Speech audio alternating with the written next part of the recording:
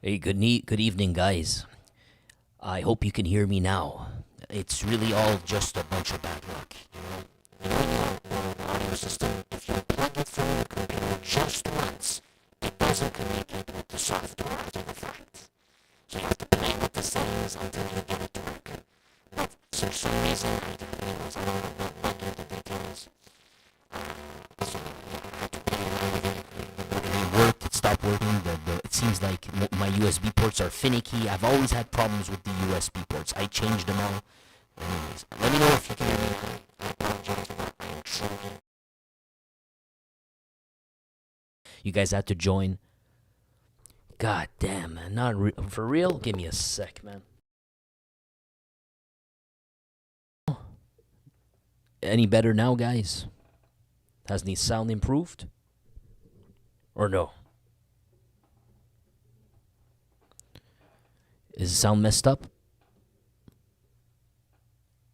Hello?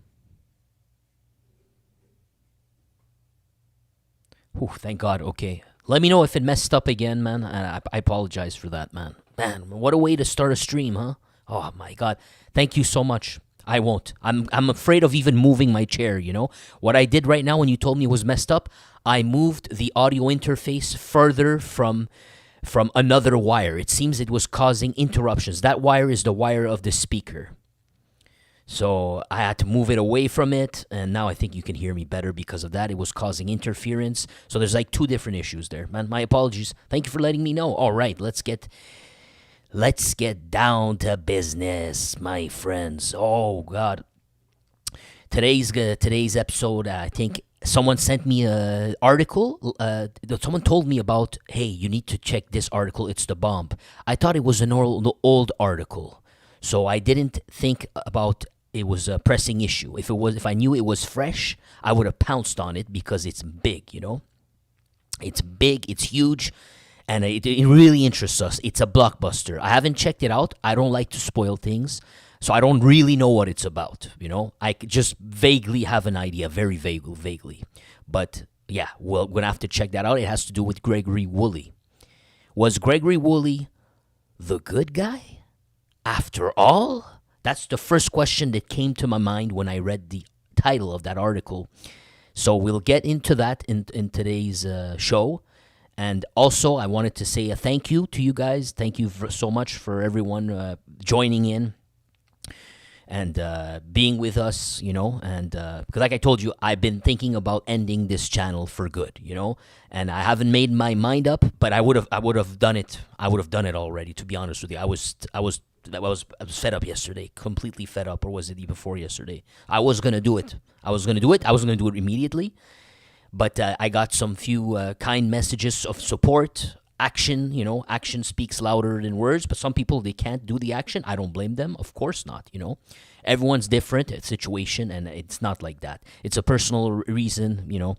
At a point, you have to cut your losses after you pour in so many hours and you get 90 cents per day on all your videos, 140 of them combined, you know, because I don't mind the 90 cents if the channel can grow, but you know me, you know my channel, it's very controversial, and YouTube does not like controversial content. It pushes your content to the side. It does not push it in the algorithm, and you're stuck. So you can only grow organically, and that's not very much. The ones who you see who have a lot of subscribers is because they get pushes at certain moments, and that's the only reason, you know, that your channel can actually grow. If not, you're gonna be slim pickings, and if you get slim pickings, it's not worth doing any of this. To be honest, there's too many stumbling blocks and all that. So the decision is not made yet, but I'm not going to ditch the people who just showed me some support, no matter how few of you there was. I'm going to do it for them. You show me loyalty, I'm going to show you loyalty right back. That's the type of person that I am. And even if it's really not worth it, but your friendship's worth it. Don't get me twisted there, you know? I mean, the effort, because when you do stuff like this, you don't want to just humiliate yourself like I do, you know, a lot of the times.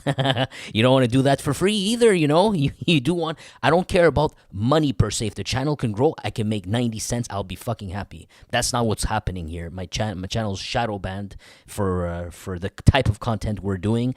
Also the opinions, it killed my channel about 2 years ago. So anyways, that's out of the way. I just want to say thank you for the show of support to those guys. So now let's get down to business, my friends. And says, okay, let me just catch up with the comments, so I don't want to disrespect people for showing me kindness and ignoring them and then doing it at the end, because sometimes it's emotional, so make sure. Says, at least we are present to help you. Thank you, bud. Yes. But I don't want to take this out of the subject. Am I back in action? Val-d'Or used to be only famous for tête à claque. That's what we do anyway. Do you think Rénal Desjardins is really the actual shot caller, man? A lot of these hits have his stamp on it. I got no clue, to be honest. That would be, I wouldn't be, everything's in the realm of possibility. It doesn't sound far-fetched. All these street gangs, let's not kid ourselves. They're not bringing in, how do you say, they start somewhere. They have a sponsor, You're not from the ghetto, and very rarely, this is not Big Meech in Louisiana or wherever he is in the South, where America, there's a huge population, and you become a multi-millionaire. You need a connection, you need a plug. It starts somewhere like this. Montreal is still small, but the plug has always been. Why do you think you think Gregory Woolley, been here for 20 years, do you think he would be attached to the hip to somebody if it wasn't the case? Even him, if there was any lord of street gangs who had time to pocket wealth, amass wealth, and all that, and even he's attached to the hip. So all these other street gangs you see here, they're attached to the hip to somebody. Someone opened the door for them. Someone's their plug, etc., etc.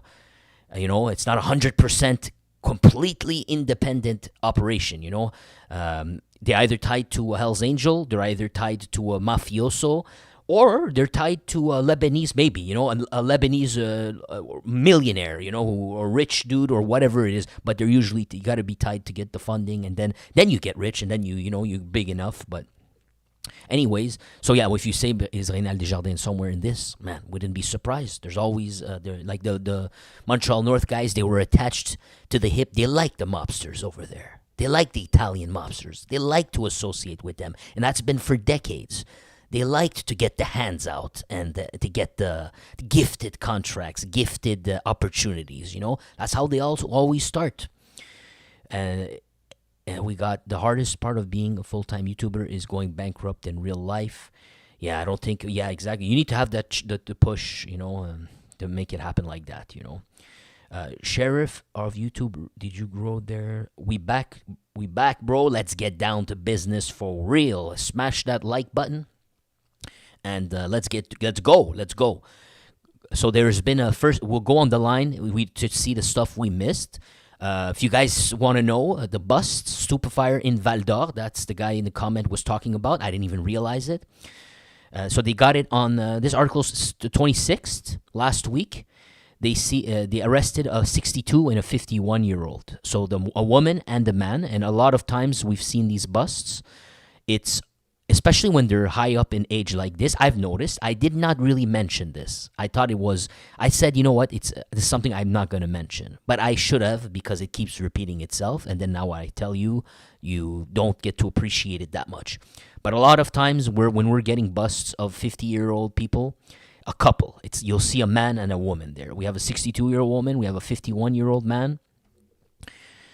Two residents of Val-d'Or, and what were they for? It's, 250 grams of cane, not much. 5 Gs of rock, not much. 2,200 units of M&Ms right there. So it's a small bust, nothing serious. Now, the criminal fires. Now, you remember St-Malachie?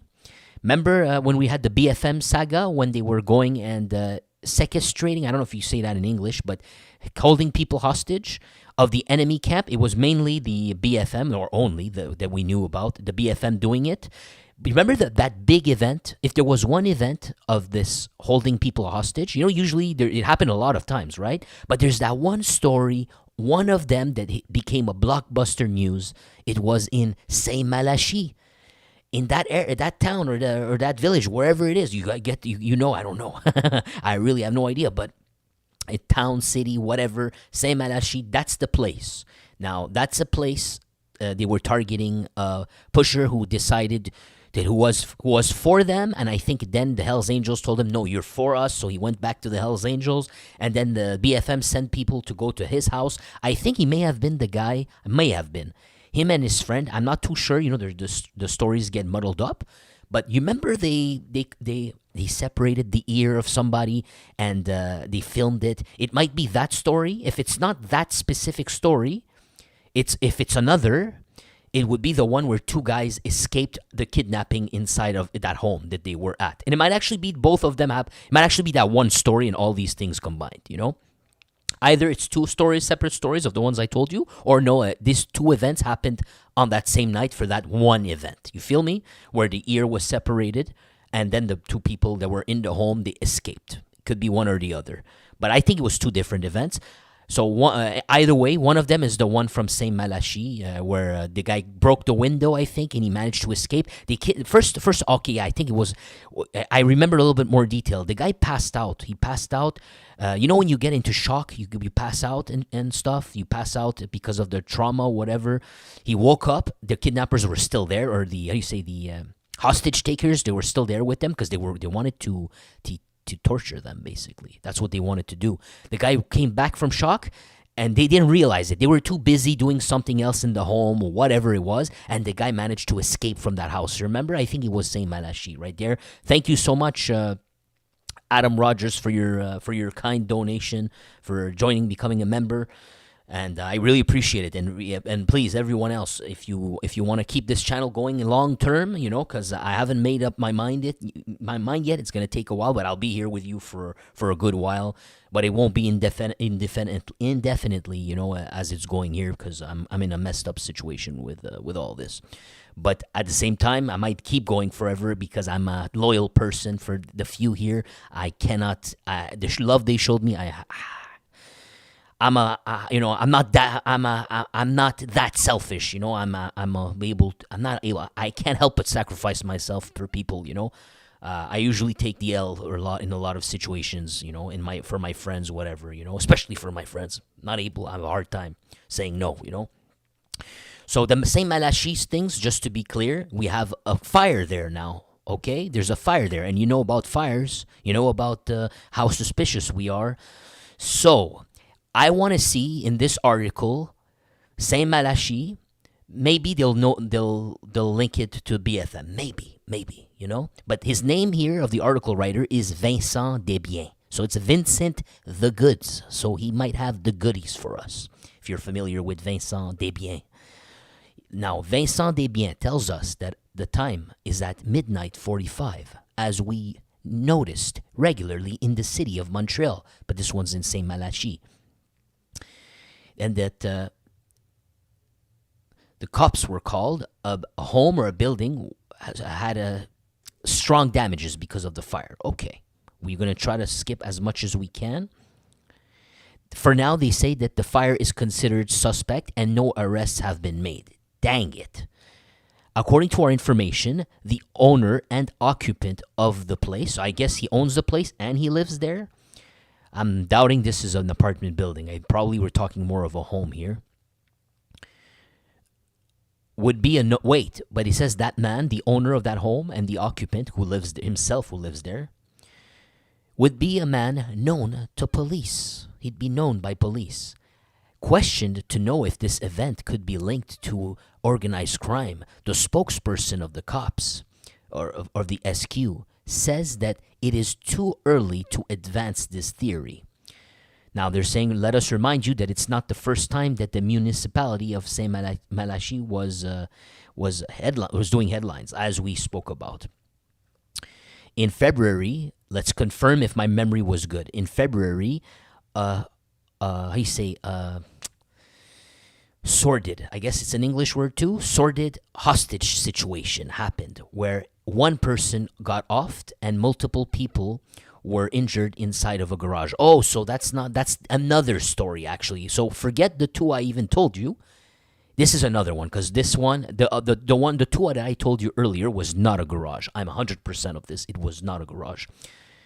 This one in the garage implicated a woman. I remember, I think 2 women. It's where I made that joke about I wouldn't mind being taken hostage by those 2. You know, I'm kidding. But this one was when they set him up. 2 women came. They rang the door. The guy couldn't help himself. I think it was that one. This event was tied to the Stupefier Wars. We know that. Since then, 30 or more people were arrested. Okay. Okay. All right. No more information than this, but it's a suspicious fire, though. Okay. Next one. Oh boy.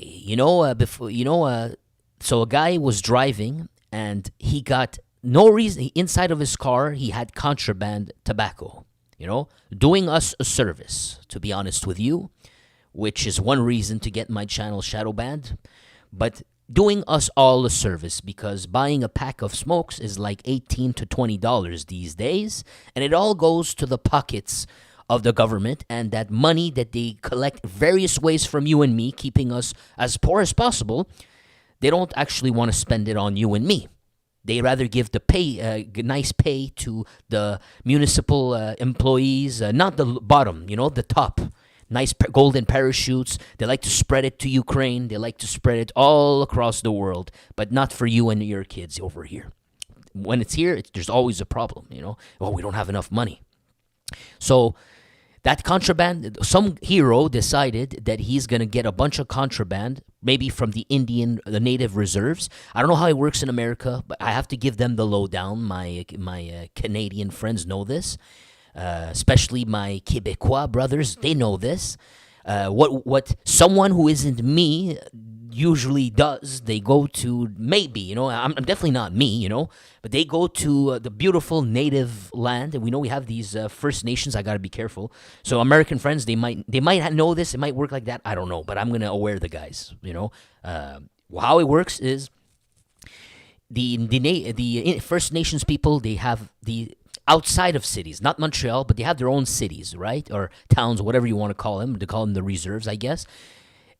I love those places, man. It feels like the Wild West. You feel like you're in it gives you like that little bit of like that Texas feeling, But you can go to their shops there, and they're freaking cool as hell. I love it. Because I personally, I love First Nations people, I can't help it. I respect them. So I go there. I respect them so much, and they respect me. Oh, I said me. No, when I go to visit, they respect me. But someone who is not me, he respects those people so much. They respect him so much, and they might be able to get some good stuff once in a while to save themselves money. But this hero, who's definitely not me, he went there and he grabbed a bunch of it. And you could save a buttload of money, my friend, a buttload. It makes it all the worthwhile. Plus, you don't get the addictive, negative chemicals that these big tobacco add to your stuff. So you're a little bit, you're only addicted to the nicotine aspect, not to the other stuff that the other ones add, like the MAOIs that they spray on it. Those pharmaceuticals that, they're allowed to do, basically. It's messed up. So here's the story that's very funny about this story. Our friend here, he drove on the highway, or I guess it was a highway. It doesn't really matter. Problem is, according to rules of, we say the driving, I don't know the words in English, but road safety, before you turn on your vehicle, you're supposed to do a quick inspection that your lights are all working, right? Do we all do that? Absolutely not. Do you really get out of the car, check everything? Hell no. Let's be real here. But the cops, if they see that one of your lights is not working and it could be a danger, so maybe if one of them is not working, maybe both. If both your position lights don't work, you're in trouble, man. The cops see you, they're going to come and stop you for sure. One of them's not working, they can let you go perhaps. The brake lights, if one of them doesn't work but the other one works in the back, you might be able to get away with it. Our man here must have had none of them working or something. So the cops saw him, they had to give him a warning.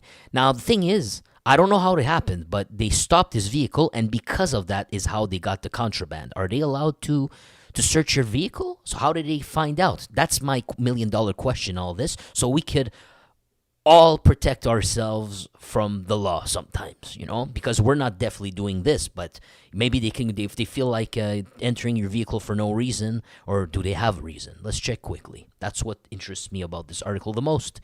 So it was 20,000 units of ciggies, worth $6,000, he says, seized in a vehicle in Sherbrooke. The vehicle, 20,000 cigs for 6,000 at approximately 11:45 in the morning. A cop in a motorcycle was circulating downtown. So it's not a highway, it's downtown. And he noticed that one of his lights was burnt. Now this is where I have a problem with. Which light? One of the lights. It's not, maybe they're supposed to give you a warning still. But it's not a major thing. Look, those big trucks you see that are very dangerous to drive. For example, if both of the brake lights don't work, yes, they get like something they call a major. It means you have to take the vehicle. I think you have to take it out of the road now. You're screwed. But if it's one of them that doesn't work in the back, but the other one works, it's a minor. You have 48 hours to repair it. But I guess the cops could still stop you and give you the warning, and then just so they can note it. So if the 48 hours passes and you didn't do anything, the next cop comes. He says, "Oh yeah, that had to be fixed," and you say, "Oh no, I didn't know. I just noticed today." He says, "No, you didn't.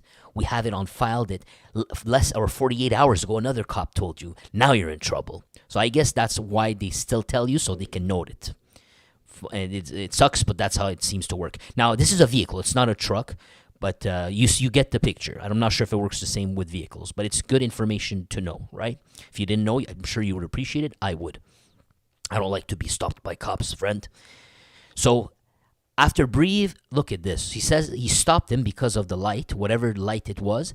But after a brief observation of his behavior on the road, he proceeded to his interception in the parking lot. So the first thing that he noticed was the lights. He may have not even wanted to say anything, but that captured his attention. And after that, he said, "This guy drives funny. What's funny about it?" Now, this could be an excuse by the cop. What does it mean he was driving funny? Give us proof. What do you mean funny? What's funny about the way he drives? Now, did he catch him drunk after that? Probably not. So that funny thing might be just an excuse. But he says that because he drove funny, or his behavior that he noticed on the road was funny, he proceeded to intercept that vehicle in the parking lot of a residential parking. So maybe it was an apartment building, maybe it was a home. But it looks like they're saying it's more of an apartment because they say immeuble à logement with an S. Now maybe I'm wrong here. Doesn't matter. Okay, then during this intervention, the cops found contraband ciggies in the car. Now the question is, what gave the cop the right to go inside of his vehicle? So if, say I'm driving and I'm not following the line perfectly, he's allowed to go look at my car now? If I missed a stoplight by accident, sure, it's a big deal. But he's allowed to come in my car now? I don't know, man. I find that very strange.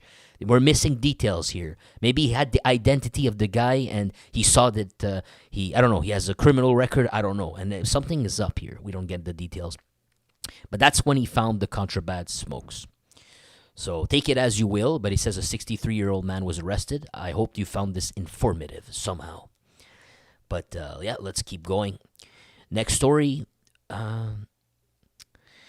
DC joined us. What's up, DC pal? How you doing, my bro? Welcome, buddy. Organized crime. We have a search. We got a search, guys, of a dealership in Quebec. Now, are we talking the province or the city? I'm assuming you're talking about the city. That's a little bit how it usually works because it's assumed, right? We're already in Quebec, so they don't mean Quebec usually. They mean this when they don't mean the entire province or something. So yeah, it's a concessionaire, a dealership in Quebec City. A man was arrested. So they had a warrant inside of a dealership. How many times do you hear about that in our coverages? That I tell you, they searched a dealership. Got to ask yourself, why would they search a dealership? Organized crime. One thing you got to note that we had a dealership that they burned last year that belonged allegedly to a mafia member in the Montreal area. The persons who burned it, who were convicted, they allegedly performed that act under how do you say this? Under the approval or to the benefit, allegedly, of Hell's Angels. So you see where I'm going with this. They're searching a dealership for organized crime here, and a man was arrested. Okay. It's called Futur Auto. 51-year-old man was arrested by cops Wednesday in a search that implicated a search warrant about stupefier traffickings. The operation was led by a national squad so basically the main team in Quebec that handles organized crime. Let's just put it that way. Keep it simple. You can't remember everything, all these names. 2 search warrants happened on the 23rd of October. So this is about 8 days ago, guys, on a residence and a commercial property. 2 search warrants, 2 locations, 1 investigation. A 51-year-old man arrested. According to our information, this commerce had received visits from cops.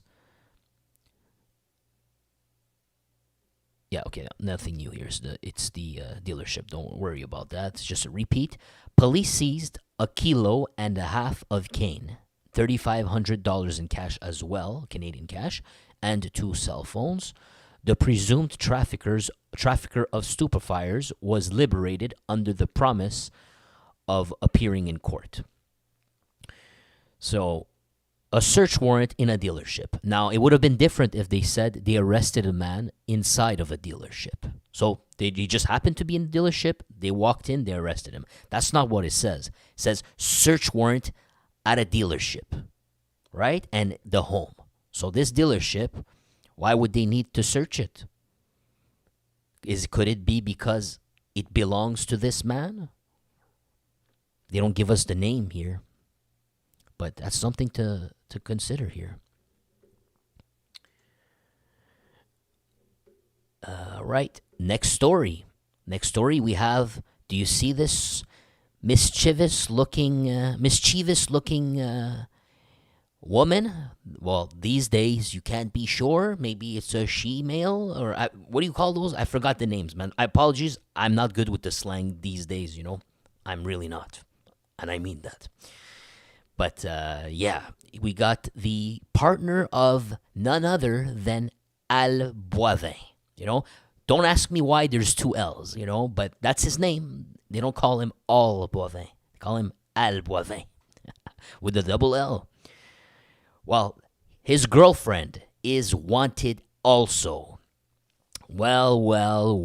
Al Boivin had a partner in crime all along. And she does have the face of someone up to no good, it looks like. Let's see. Her name is Yolise Lemieux Bellavance, 26 years old. She could be hiding behind the false identity Marianne Peto, according to the SQ. The police are looking no longer just for him, but also for her. And remember, he's the crime boss of Saguenay-Lac-Saint-Jean. He used to run territories for the Hells Angels, allegedly. And he's one of the people who broke off. But he's at the top of this pyramid in Quebec City. He's the number 1 target. You remember they put a bounty. The cops put it. Well, of course, the Hells Angels put a bounty on him too. Lord knows how much that is. I'm sure it's a lot. But the cops also put a bounty, but not for his actual head, just to arrest him. And the bounty, my memory tells me, they increased it. Remember, it was something like 100,000, but I'm sure they increased it to like 250K. All right, that's a nice breakdown, a reminder of what we read before together. Al Boivin is 35, she's 26. They are missing since the 23rd of February.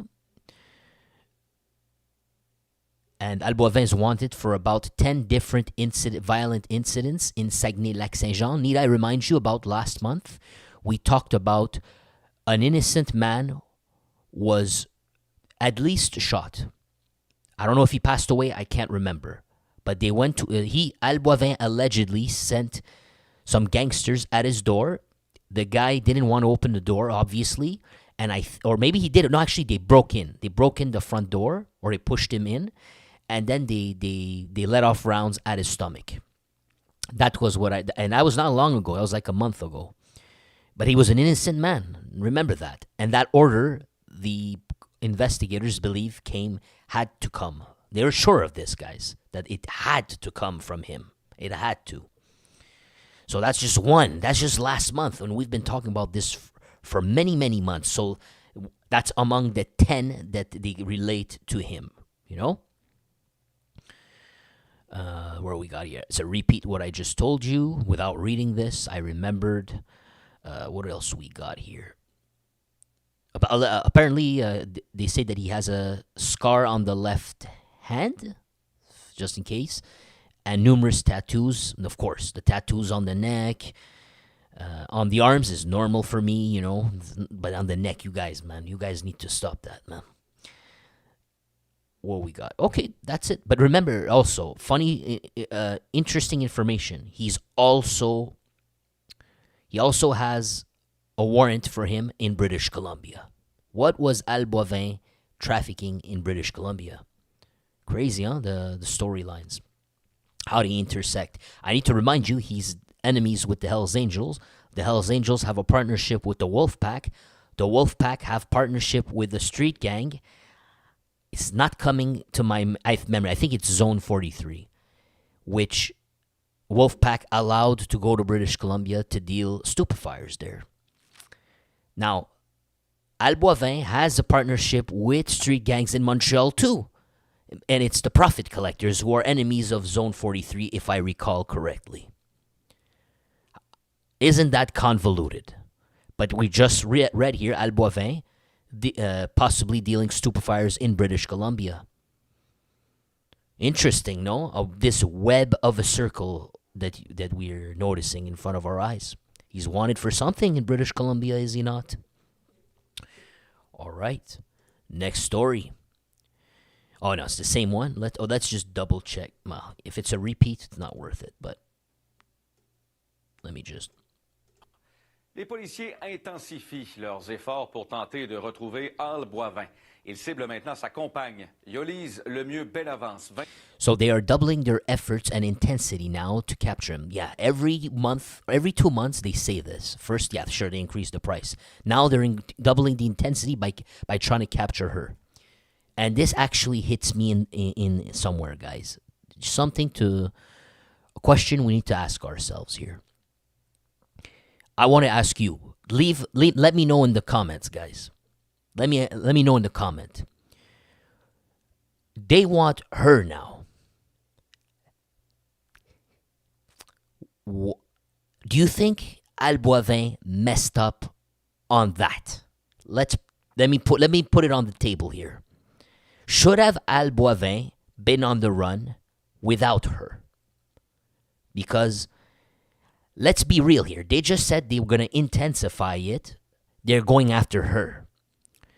If they catch her, do you think she won't sing right away? Do you really believe loyalty is going to be matched? Do you think she's going to be loyal to the death? Or will she sing like a bird immediately? What do you think? Did Boivin make the right choice to go on the run? And I don't mean to be sexist at all, but with a woman. I don't know about you, but I've noticed a lot that women ditch guys. They ditch guys for numerous reasons, And sometimes they wake up, sometimes because he's an abuser, sometimes it's because they figure out, they grow up and they say, oh, this guy's a loser, I deserve better, and sometimes it's just the other guy is making more money and now you look too cheap for her. Sometimes they up their standards, as they say. Well, what happens when she gets caught? What do you think, man? Is it me? I see this as a security risk. Now, you actually escaped with her and the situation that you are. I don't know, man. I think personally, bad idea. What do you think? Flower Bomb says, if she's like Monica La Mitraille, she won't sing. Damn right. If people don't know who Monica La Mitraille is, it's Machine Gun Monica. Now, that's going to get me dinged right away, just to say that word. Machine Gun Monica was a long time ago, decades ago, man. This is when TVs were in black and white, I think. She used to rob banks in Montreal. I think that's it, right? She used to rob banks with a machine. You know what?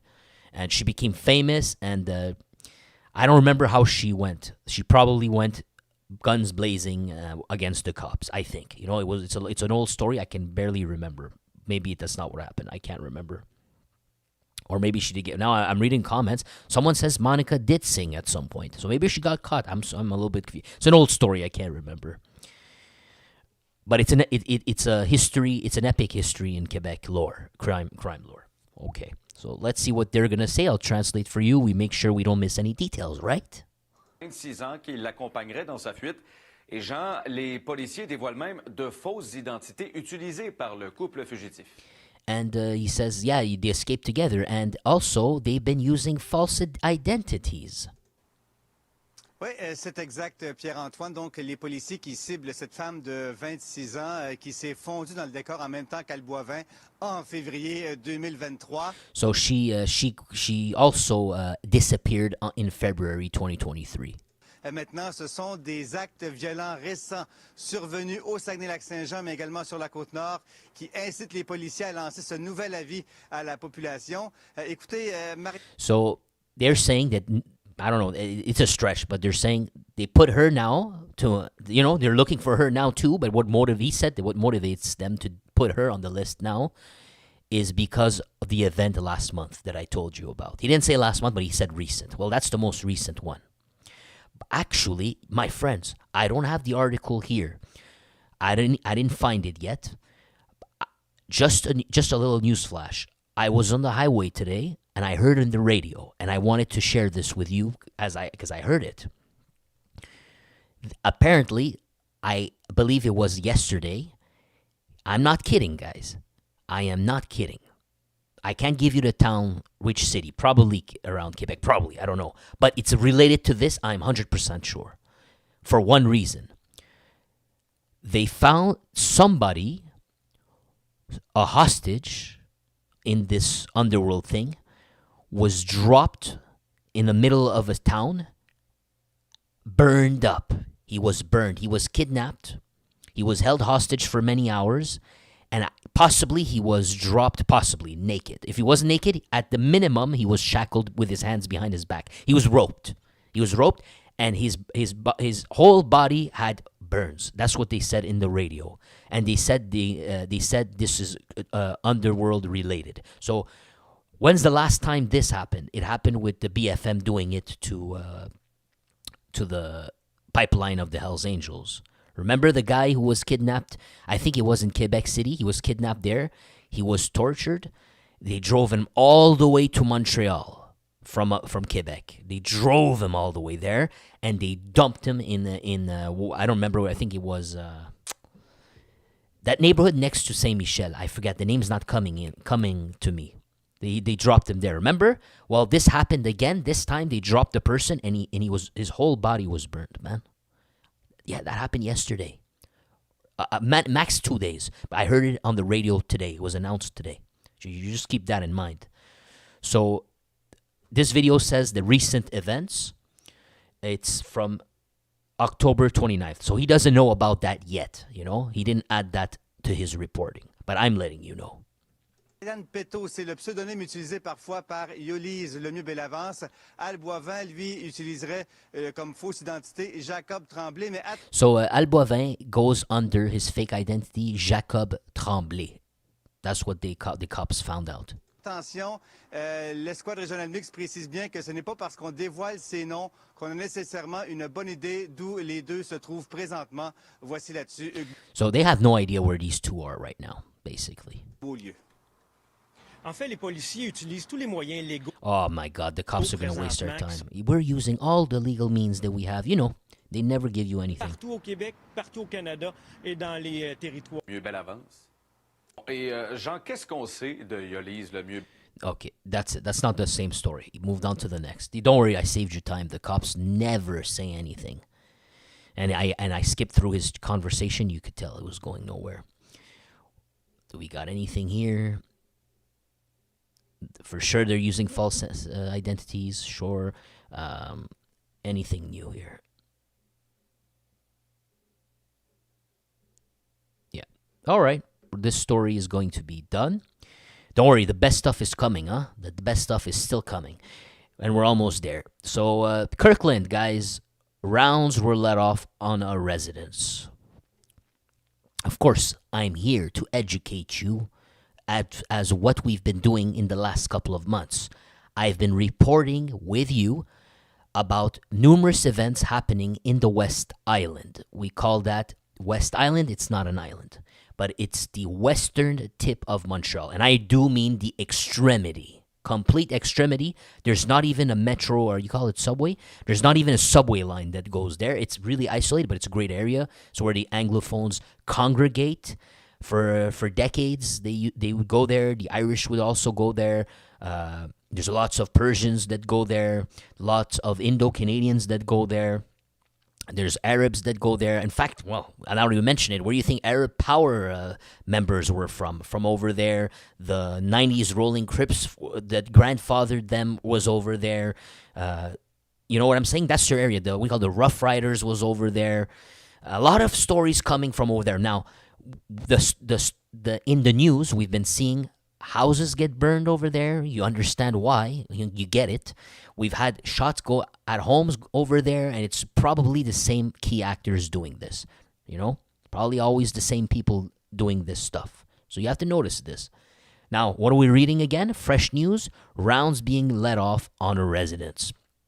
In fact, funny enough, Kirkland, I remember some guy said, "You idiot forger, Kirkland's in Ontario, dumbass." You know, yes, there's only one Kirkland in all of Canada. You know, nowhere else can be called Kirkland. You're absolutely right, especially on the newspaper called La Presse. They're going to talk about Kirkland, Ontario. You know, but yeah, it can't be Quebec that they're talking about, pal. But we know better. Detonations were heard at 11:45 p.m. Let's see. They got the shells on the ground. I was hoping for a little bit more details, man. Nope. But no one got hurt. No one got hurt, but that's where this stops. No more details than this. Okay. We'll keep that in mind. You see, it continues. That trail of homes burning, you know, setting off vehicles on fire over there too. You got rounds being let off at homes. That's the trail so far. I'm just reminding you because we'll have more coming, pal. That's a given. By now, you know this. Okay, main story of the night. Main story of the night. The question. The title says, Organized Crime. Godfather or gang boss Gregory Woolley had predicted, quote, a carnage, end of quote, after having failed to make Reason another gang that's worrying the cops right now. So Gregory Woolley had predicted a carnage after he failed to reason with another gang that's worrying the cops. Which gang do you think? It's in front of you right there. I read you this here. The influential criminal Gregory Woolley was qualifying of Malade, one of the leaders of Arab Power. Malade means, you know, in Quebec, malade means, the word definition means sick. Basically, just sick. However, there are expressions here, so I hesitate to translate it word for word as the dictionary does it, to say he qualifies him as sick. Because, you know, in English, sick also means, man, that thing, that could mean cool, no? That's sick. But he qualified this person of sick. That could also mean that person is sick, you know? But in French, it can mean something else too. That's why I'm a little hesitating there. But I'd use, personally, I see Malade here. Take my, if trust me, I would change this to crazy. The influential criminal was qualifying one of the leaders of Arab Power as he's freaking crazy. Okay, remove the freaking. It's not in there. But I use the word crazy. You see how the meaning, the sense changes a lot? That's how I think they are using this here. All right, Let me translate. I got one of my favorite reporters for Underworld. This is Félix Séguin's partner. He's excellent. So let me translate for you. Hit the like button, all of you who are listening right now, and to support the channel. You know, if you cannot donate, join the membership to donate. You know, not everyone can afford it. That's cool. But I'm shadow banned by the algorithm. If you want me to continue, and I'm telling you the truth, I'm a man of my word. In the future, this channel will shut down. The minimum you that I can ask for that costs you nothing is to hit those like buttons to push this algorithm to change its mind, hopefully. But if I see that could make a difference in feeling this is worth it or not, you know? Thank you so much. All right, let's go for it.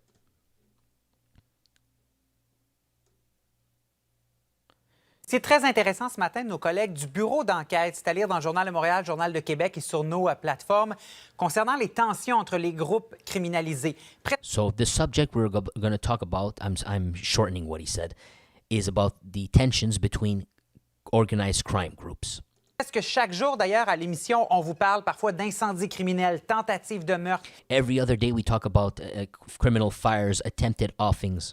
Extorsion. On va démêler tout ça avec Éric Thibault. We're going to unravel this or untangle this confusion with Éric Thibault. Journaliste au bureau d'enquête. Bonjour, Éric. Bonjour.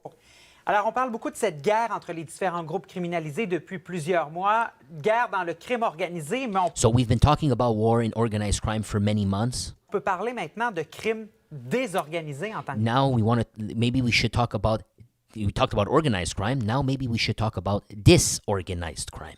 tel. Oui, il y a quelques semaines, notre bureau d'enquête, on vous présentait c'était qui ces nouveaux gangs criminels-là dont on entend parler. Indeed, in the last couple of weeks, our investigative bureau presented to you these gangs that have been hitting the news. Au cours des derniers mois, puis dont on n'entendait jamais parler. Of which we previously never hear about these specific gangs. Aujourd'hui, on vous présente un peu plus en détail c'est quoi les rivalités. And today we will present to you in more detail what are these rivalries. Dans lesquels ces groupes-là sont impliqués et il y a des noms qui sont plutôt, pour le moins surprenants, qui ont été impliqués dans des conflits avec ces nouveaux gangs-là. And there are specific names that come up, basically. Premièrement, le nom le dénominateur commun un peu là, dans tout ça. And first off, the common denominator, or probably the common denominator in all of them is... C'est Gregory Woolley. Gregory Woolley, vous vous en souvenez, il a été assassiné à l'automne C'est à veille de faire un an. Gregory Woolley, if you recall, he was offed last autumn. 2023, exactement. Or you call it fall, right? Fall of 2023. It was November, guys. It's the almost 1 year anniversary, man. Mois de novembre.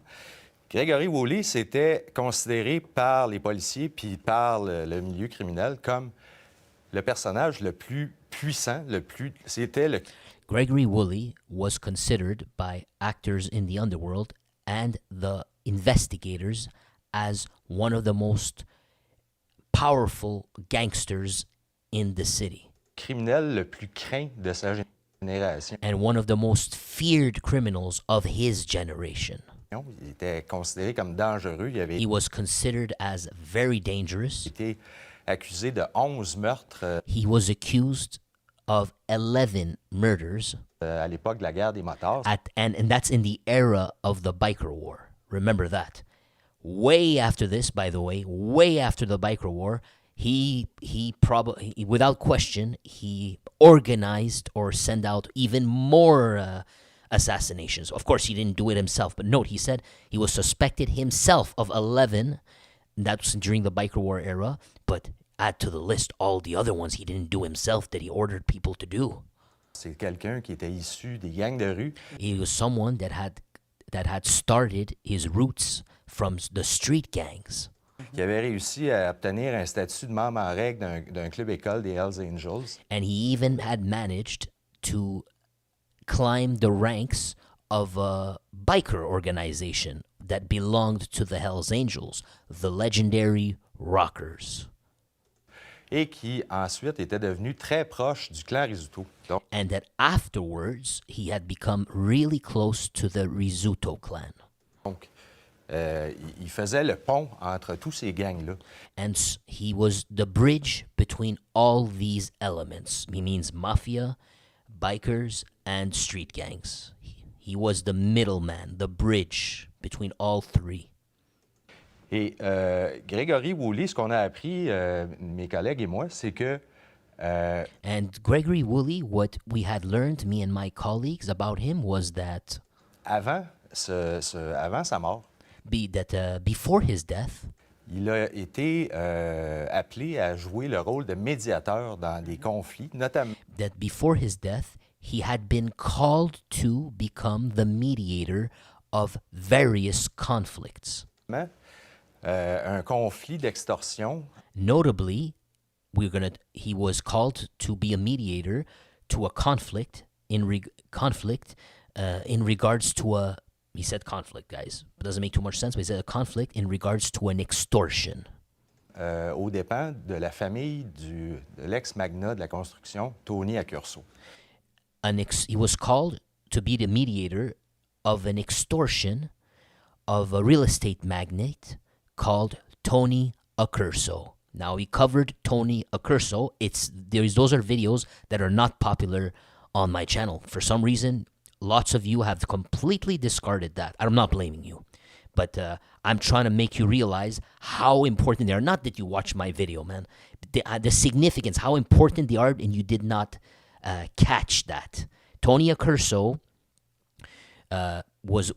helped the mob penetrate the real estate business, allegedly. They defrauded, allegedly, well, I think they were convicted of, getting the mayor involved. I don't know if it's a little bit confusing. I don't remember too much the details. They may have, the mayor of Laval, it was also corrupted, part of the scheme, whatever, real estate, millions of dollars. Lately, well, that was more than a decade ago, maybe 2 decades, I can't recall. What you need to realize is when I covered the stories recently, throughout the year, the story was he was getting his son, I think his son-in-law, his daughter, they have businesses, real estate businesses possibly, or other businesses. They were getting those businesses burned. Someone was burning their businesses. You see the pattern? Someone was also firing rounds at their properties. And then we did multiple episodes on him as they were happening, and one of it was we found out that they said it was mysterious, it was murky, but Tony Accurso is suspected that he was being extorted by gang members inside of prison. Well, gang members inside of prison. Need I remind you that we found out that the leadership of Arab Power is doing the extortions from inside of prison. We found this out recently. And by the way, when we covered Tony Accurso, those murky people that were extorting them, they told us they were from the Lebanese variety. Do you see the link here? The possible link? So here we are, coming back to the story. He's telling us Gregory Woolley. Do you see how everything comes in circles, friend? Gregory Woolley was called to become a mediator. Someone asked him for help. Maybe it was Tony Accurso. We'll find out. But to come mediate in regards to his extortion. Tony Accurso, who's being extorted right now. So let's listen. Alors, l'un de ces nouveaux gangs-là dont on vous parlait, so one of these new gangs that we've been talking to you about, s'appelle Arab Power, aurait été impliqué dans le recouvrement d'une dette de l'un des membres de la famille de M. Accurso. Here, we finally learned something, man. Here you go. I told you months and months of hard work. We got our answer here. So what did Arab Power have to do with Tony Accurso? It seems like Tony Accurso owed some money. Why did he owe money? How did he end up owing money? I don't know. I suspect, remember, he got busted. He got nabbed by the police in all those real estate deals he was doing. Maybe they didn't get their money because of that financial situation. And now they wanted their money back. But now we're finding out that his debt was contracted to Arab Power. Someone went to see Arab Power and asked them to collect the money by extorting him. And they probably give him a fee. A little bit like the banks do you now. Isn't that what they do? They sell your debt to a collection agency. Well, Arab Power was acting like a collection agency, doing all the grunt work, the dirty work, to convince Tony Accurso to pay up. Get it? So that's what it came down to. Interesting. Now, who gave him that contract? Could it be the mob? Let's keep going. Vous savez que la famille de M. Accurso a été victime ou la cible de plusieurs événements violents au cours des dernières années. So Tony Accurso and his family have been targeted in the recent few years. Everything I explained to you about the fires, the rounds going on, and all that. That's what he's talking about. Incendie criminel, des coups de feu. Et M. Woolley a joué le rôle de médiateur. And Mr. Woolley, during that time, had played the role of a mediator.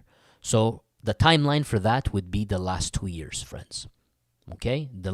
Before his death, so Woolley died exactly 1 year ago. It would be about probably the timeline before Woolley's death, 2 year timeline before that. So I estimate, best as I can, he's talking about Woolley mediated between 2021 to 2023 is, give or take whatever inside of there, is when this occurred, Woolley mediating. Okay? Une espèce de rôle de médiateur, on peut se poser la question, est-ce que ça lui a pas coûté la vie aussi? So the question becomes here, he's asking, so if Woolley played the role of mediator in all this, could this be a reason, maybe the reason, somehow it cost Woolley his life because of being implicated in the mix of all this? Exactement. Now, I find it striking. Éric Thibault says exactly. C'est ce qui s'est passé, c'est que He says exactly this is what happened. Now, I'm shocked here. il a dit carrément aux représentants du Arab Power. Gregory Woolley literally told the representatives or the leaders of Arab Power, let's see. Ne touchez pas à Accurso. Do not touch Accurso. Et on l'a envoyé paître. And they had sent Gregory Woolley to go F himself, basically. Carrément. Et donc, sa tentative de médiation n'a pas fonctionné. And so his attempt at mediating this did not work. Et il a dit devant témoins, ces gars-là, c'est des malades et ils vont faire... And Gregory Woolley made the statement that, like I told you, I translated as, these guys are crazy, man. So someone witnessed Gregory Woolley say this. These guys are crazy, man. Un carnage. These guys are crazy, man. This is going to be a carnage. Sont incontrôlables. They are uncontrollable.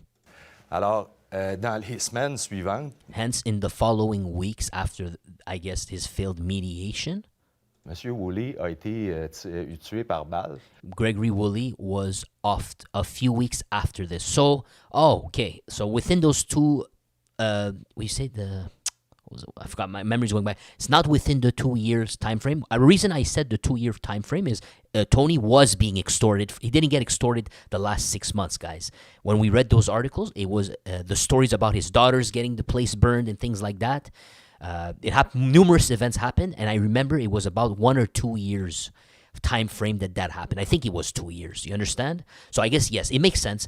They were extorting him. He wasn't paying up, and then eventually he went to see Gregory Woolley. It seems like Gregory Woolley entered the picture not in the early of the 2 years. No. It's at the end. It looks like from what if we follow Éric Thibault. So a few weeks before Woolley got offed, maybe that's when he went to talk to these guys, and these guys told him to go F himself. And it didn't work out, but after that he got offed. So one question you got to ask yourself, if this is the reason he got offed, if it's the reason he got offed, did they off him because he went to see them and he said, hey, no one touches this guy, right? You know that, right? No one touches this guy. So imagine Arab Power, and he comes to look at them, and he says, hey, no one touches this guy. And then they say, what the hell are you talking about? We're going to still collect. So if you're saying we collect from him and you just told us no one touches this guy, what does that mean? You're gonna kill us now? You know, how could you blame Arab Power in that scenario? If it's true, this is all a hypothesis. I will not jump on what Éric Thibault says. Remember, for the past few months, we've been hearing about, they suspected that Hell's Angels had something to do with the offing of Gregory Woolley. In fact, you heard other YouTubers from America tell you this like last year. You know, how do they know? You know, someone emailed them. I never jumped on it right away. I've never jumped on it right away. I always wanted to wait for it to come on the news. But here's some new hypothesis being proposed. Am I going to jump on it? No, but I'm going to report it. I'm not going to jump on it either.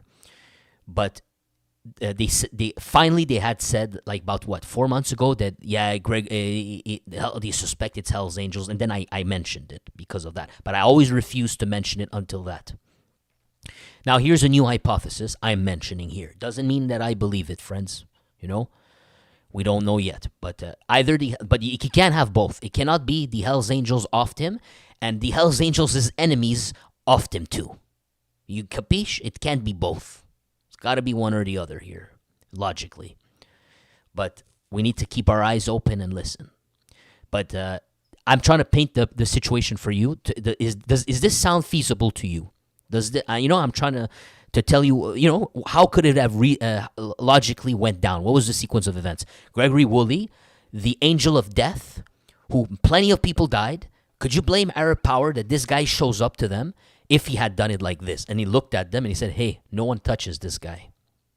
Imagine that. You're Arab Power, you need to make money, you're going to make money, and this angel of death approaches you and he says, if he said it this way, for example, he says, hey, no one touches this guy. Would you blame them? In fact, Gregory Woolley, I want to give you another scenario that's very similar to this. 12 years ago, Gregory Woolley wanted to reunite all the street gangs together. Same scenario. He approached one of the leaders of the Debo gang, or the leader of the Debo gang, him and his lieutenant, and he invited them to a party. It was an intimidation party with the Hells Angels, and all of them saying, hey, we're all going to work together from now on. Look at the connotation, the underlying message. We're inviting everyone to come over. Now, everyone's here. You're here. And he knows you don't want to join. He doesn't like you. He wants to have nothing to do with you, truly. And then you tell everyone in the party, including him, he says, hey, we're all going to work together from now on, Despite I know you don't really want to join us. I invited you here in front of everyone. Hey, everyone's going to join.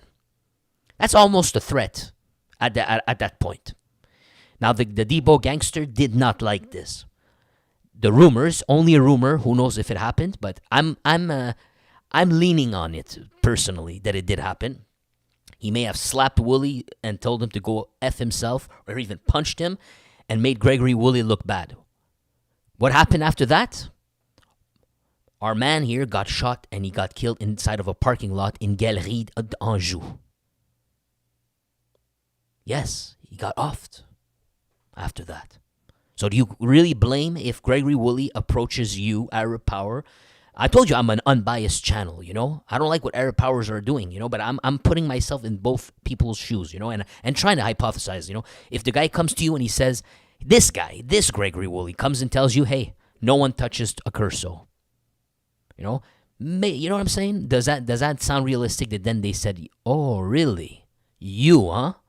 So what happens if we do extort it and try to make our money? So basically, you are going to off us probably, huh?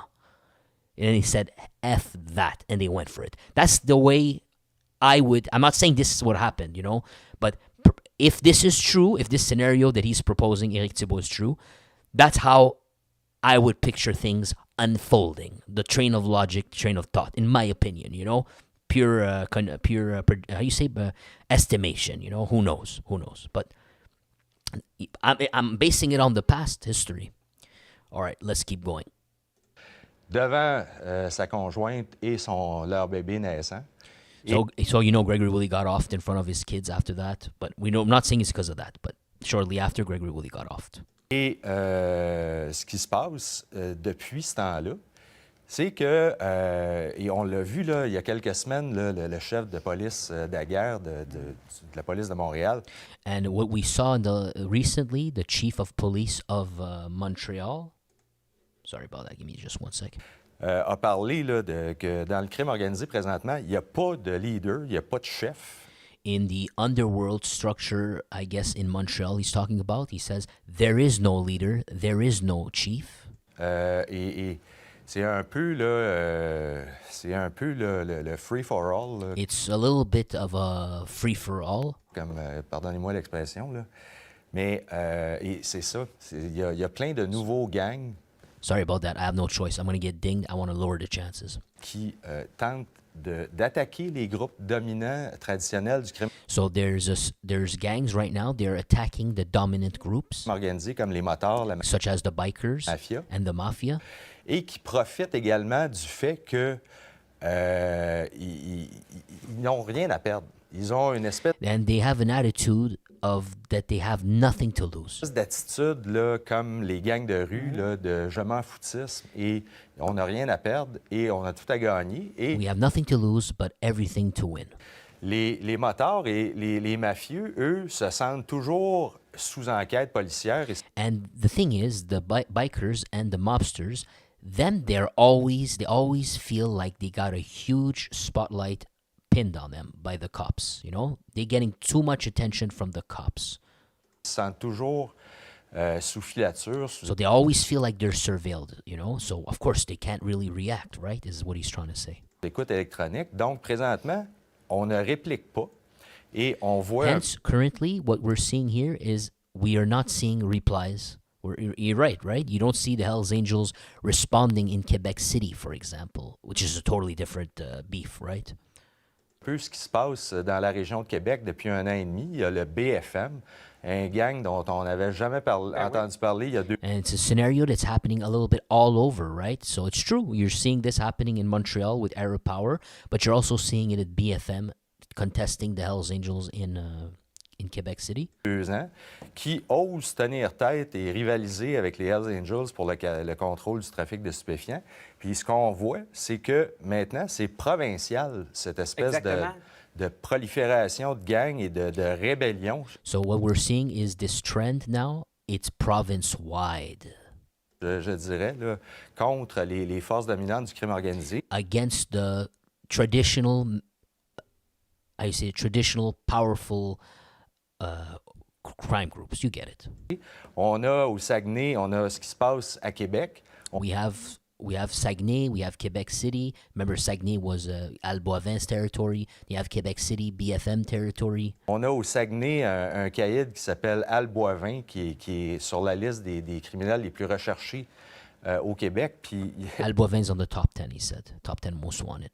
il y a une récompense record de 250 000 $. There's a record reward of $250,000 for him, for Boivin. À toute personne qui aidera les policiers à le retrouver.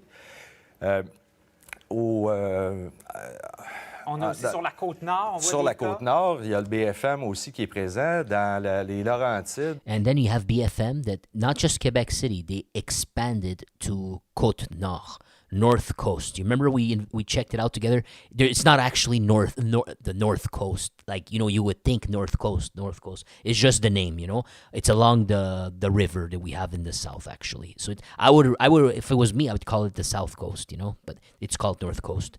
But you go along the water, you know? I've got Fleuve Saint-Laurent, I think, right? You go across that, you keep going. They expanded. They're not only in Quebec. You know, for those who don't know, in Quebec, there's a body of river. Everyone lives around that body of river. Montreal's around that body. Quebec City's around that body. Basically, all the cities are around that body, you know? 90% or 99% of Quebec is empty, basically. We're all in the south part along the water, you know? That's just how it goes for our American friends who don't know. So when you think how does BFM expand? You see the whole province of Quebec and you're imagining, oh, they're expanding there. No, they're not. Just follow the water and you'll be able to figure out the towns where they're located. You know, you go to the east of the stream. You follow the stream east, well, that's where they're expanding. Get it? En Outaouais, il y a un nouveau gang qui s'appelle le SBJ. And in Outaouais, there's another gang called SBG. We covered that video. If you check it out, it was absolutely crazy video. We had camera footages of them taking over, beefing with the Hells Angels. Hard to explain. Anyways, you have to watch that video. You won't understand if you watch it, but they're contesting territories from the Hells Angels too. That's another gang, SBG, that we'll be hearing about more in the future. They're crazy as F too. Qui a attaqué les Hells Angels. Ici, même à Montréal. Here, even in Montreal, now he comes back to Montreal. On se souvient, là, ça a défrayé la manchette pendant plusieurs mois. Il y a le fils du défunt parrain de la mafia, Vito Rizzuto, Leonardo, qui a été la cible de coups de feu, qui a survécu à une tentative de meurtre. Now he's just going back. I don't know why, but he's just saying, "I remember what happened to Leonardo Rizzuto when they tried to off him on the highway." We covered that, remember? Qui aurait été, croit la police, orchestré par l'un des anciens lieutenants du clan Rizzuto. And the police believe that the person who had orchestrated that was an ex-lieutenant of the Rizzuto clan, Francesco Del Balzo. Francesco Del Balzo, qui lui-même a été assassiné. Who himself was offed. Quelques mois plus tard. Alors, il y a une espèce il y a une grande instabilité qui touche l'ensemble du crime organisé. So there's a huge instability all across the board in the Quebec underworld. You cannot deny that, friends. Crazy, huh? How much movement there's been in the last 2 years. How crazy it's been. Every crime group in the province, you saw it, man. It's mind-blowing. I'd say the mafia has been the most, forget, we just talked about Leonardo Rizzuto and all that. Never mind, I was going to say they're the ones we don't hear that much about. Or they're the ones we hear the least about, let's say. But they've made huge headlines as well. And look, action there, action left and right. Puis, on voit des choses qu'on n'avait jamais vues avant, c'est-à-dire... And we're seeing things that we would have never seen before. Je pense simplement à ce qui s'est passé à Frampton au mois de... And I'm thinking simply about the events that happened in Frampton. Remember when the 14-year-old was sent, allegedly, through Arab Power or EGK to go burn the bunker of the Hells or Red Devils? Remember that? Septembre, près du local des Hells Angels, il y a un adolescent montréalais de 14 ans qui a été retrouvé mort. The 14-year-old who was found dead, remember? Et on présume qu'il faisait partie d'une espèce de commando armé. Là, And we're assuming that he was part of a armed commando, that 14-year-old kid that drove there. Remember, they found AK-47, right, in that vehicle that burned less than a kilometer from the bunker. Qui était mené pour attaquer les Hells Angels. Et ça inquiète énormément les autorités. And this worries the authorities enormously. Parce que, je veux dire, il y a un certain temps, à l'époque où il y avait une espèce de discipline. And this worries the investigators because there was once upon a time when there was a sort of discipline that existed. Au sein du crime organisé. In the underworld, there was a sort of quality or standard, that you didn't cross. Les policiers pouvaient aller voir les gens les plus influents au sein du crime organisé. And and during those times, the cops, when there was like crazy stuff like this happening, the cops could just go walk up to the leadership of those more, well-behaved organizations. C'est-à-dire le parrain de la mafia. Such as a godfather of a mafia. Le chef des Hells Angels. The chief of the Hells Angels. Pour leur demander de... In order to ask them... Parler à leurs troupes. To speak to their subordinates, their troops. Faire baisser la pression. In order to lower the tension or the heat. Puis pour que les gens se calment un peu. and that people calm down a little bit. Mais Présentement, là, c'est pas possible. ils ont And currently, the cops have lost complete control. They cannot do this anymore with these new street gangs, for example. pas personne, et il semble pas y avoir personne à qui s'adresser. There doesn't seem to be anybody to speak to anymore. There's no longer a leader that everybody fears. They're the most powerful group, and they're the more civilized of a bunch. Now the cops can go speak to him. He tells his subordinates, and now they're all afraid of that criminal group. So if that criminal group tells the other criminal groups, hey, you need to calm down, they'll all listen. They're all afraid of that criminal group. So basically, the cops can just go speak to a mob boss. It goes down, and then the street gangs are afraid. They're all too scared, and they all cower like chickens, and they all do whatever big bad biker says, big bad mafiosi says, and now the cops can just control all the criminals this way, basically is what he's saying here. Pour jouer ce rôle-là. Alors, c'est une période qui est plutôt inquiétante. Oui, inquiétante. Pour les citoyens, puis embêtante aussi là, pour les forces de l'ordre qui doivent patauger là-dedans. Ben oui, exactement. Donc, à lire, tout est bien décrit sur toutes nos plateformes. Journal de Montréal, Journal de Québec, c'est l'équipe du bureau d'enquête. All right, that's it. You didn't say anything more. Let's see what usually, sometimes they add something in the articles, right? We don't want to miss any details, too important. Let's see what we got. Here you go. This is a classic picture, a legendary pictures here. This is the group called the Syndicates. You see that? Syndicates here. They were the merchants of death. They were dealing stupefiers to other street gangs, and you had to buy from them. If you didn't buy from them, you were a gunner, bro. And here you have them. And I wish they would give the names because I cannot remember the names. But, man, yeah, I can't remember the names. But remember, this is a picture from the 90s, man. So you have the syndicates here. Above the syndicates, you had the rockers. And above the rockers, you had the Hells Angels. So this was a gang that practically belonged to the Hells Angels. Practically. Do you see how they created their own, like, it's not a leather vest, but you notice they have this? Which street gang you know that they have uniforms? Which one? Not really, right? But here you see they're not wearing a vest, a rocker, and all that. Of course not. They're not allowed to. But you still note that this uniform they got here. See? So this is the mid-90s. It's another era, another world, another generation, guys. Completely different generation.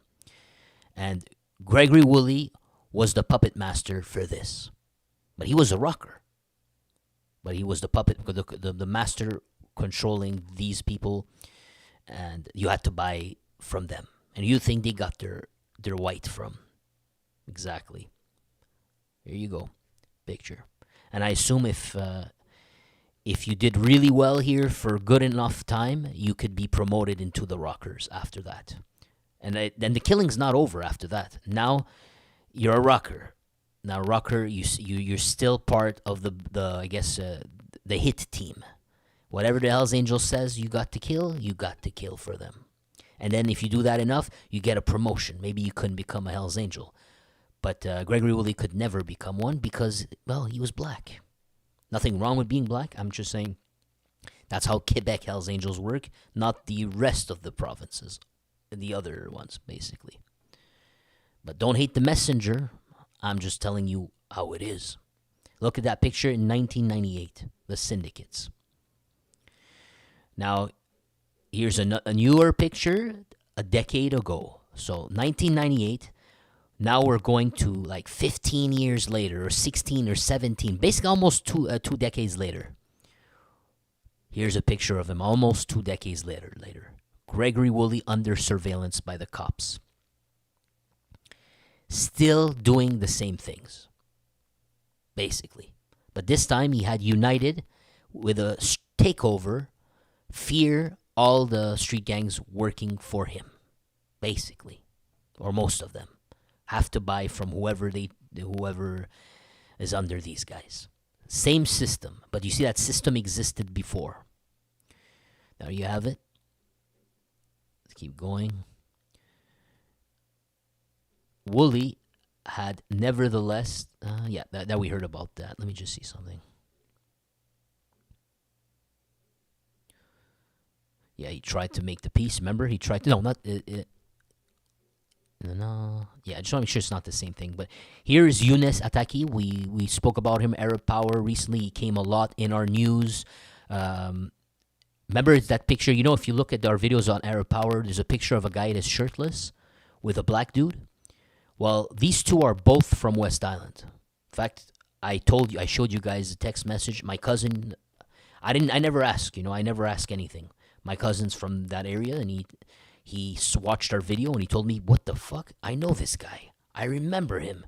He was such a good kid, I remember the kids in the neighborhood, they would go to his father's house or their house to learn the Quran, His father would teach the neighborhood kids Quran or something like that, is what was shared to me, But Quran no more, friends. He's in a cell somewhere, plotting and scheming, and lots of things allegedly, and lots of things you're hearing happening now is allegedly could be his orders. It's very likely, guys. At this point. And Gregory Woolley would have spoken to him, one of the leaders, I guess. And this is a more recent photo, apparently. He's in a maximum security pen in Donnacona.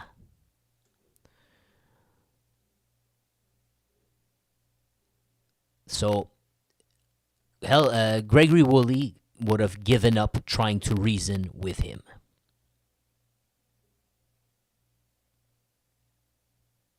Yeah, he tried to reason with him and he couldn't do it. To come back to order. Because remember, Gregory Woolley had established an order. You're a street gangster, you're a street gang member, you're inferior. To the bikers, you're inferior to the mafia. You do whatever they tell you, whenever they tell you, and you buy from them, and you sell at their price. You do everything like that, or you die. This is basically how he wants. And I'm in the middle, and I make money from all this, basically. Well, could you blame the other people to say, well, I'm not going to die, number one, but I'm definitely not going to do what you're going to tell me to do anymore. In fact, you're helping all these people that you're not even allowed to join them. They're kind of racist against you. Can you blame them for saying, I don't want to be a fool like you?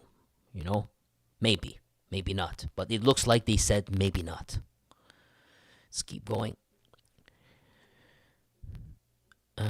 Where are we here? Now, a murder contract. A part of the prediction for Gregory Woolley had realized itself in last November 17th. He was killed, right? Remember, his prediction said these guys are going to create carnage, is what Gregory Woolley said. But Gregory Woolley got offed, so I don't get it when he says his prediction. What he predicted they were going to kill him, I don't know. This is just sensationalism here. According to our sources, maybe not. According to our sources, Journal de Montréal, Éric Thibault wrote this article, right?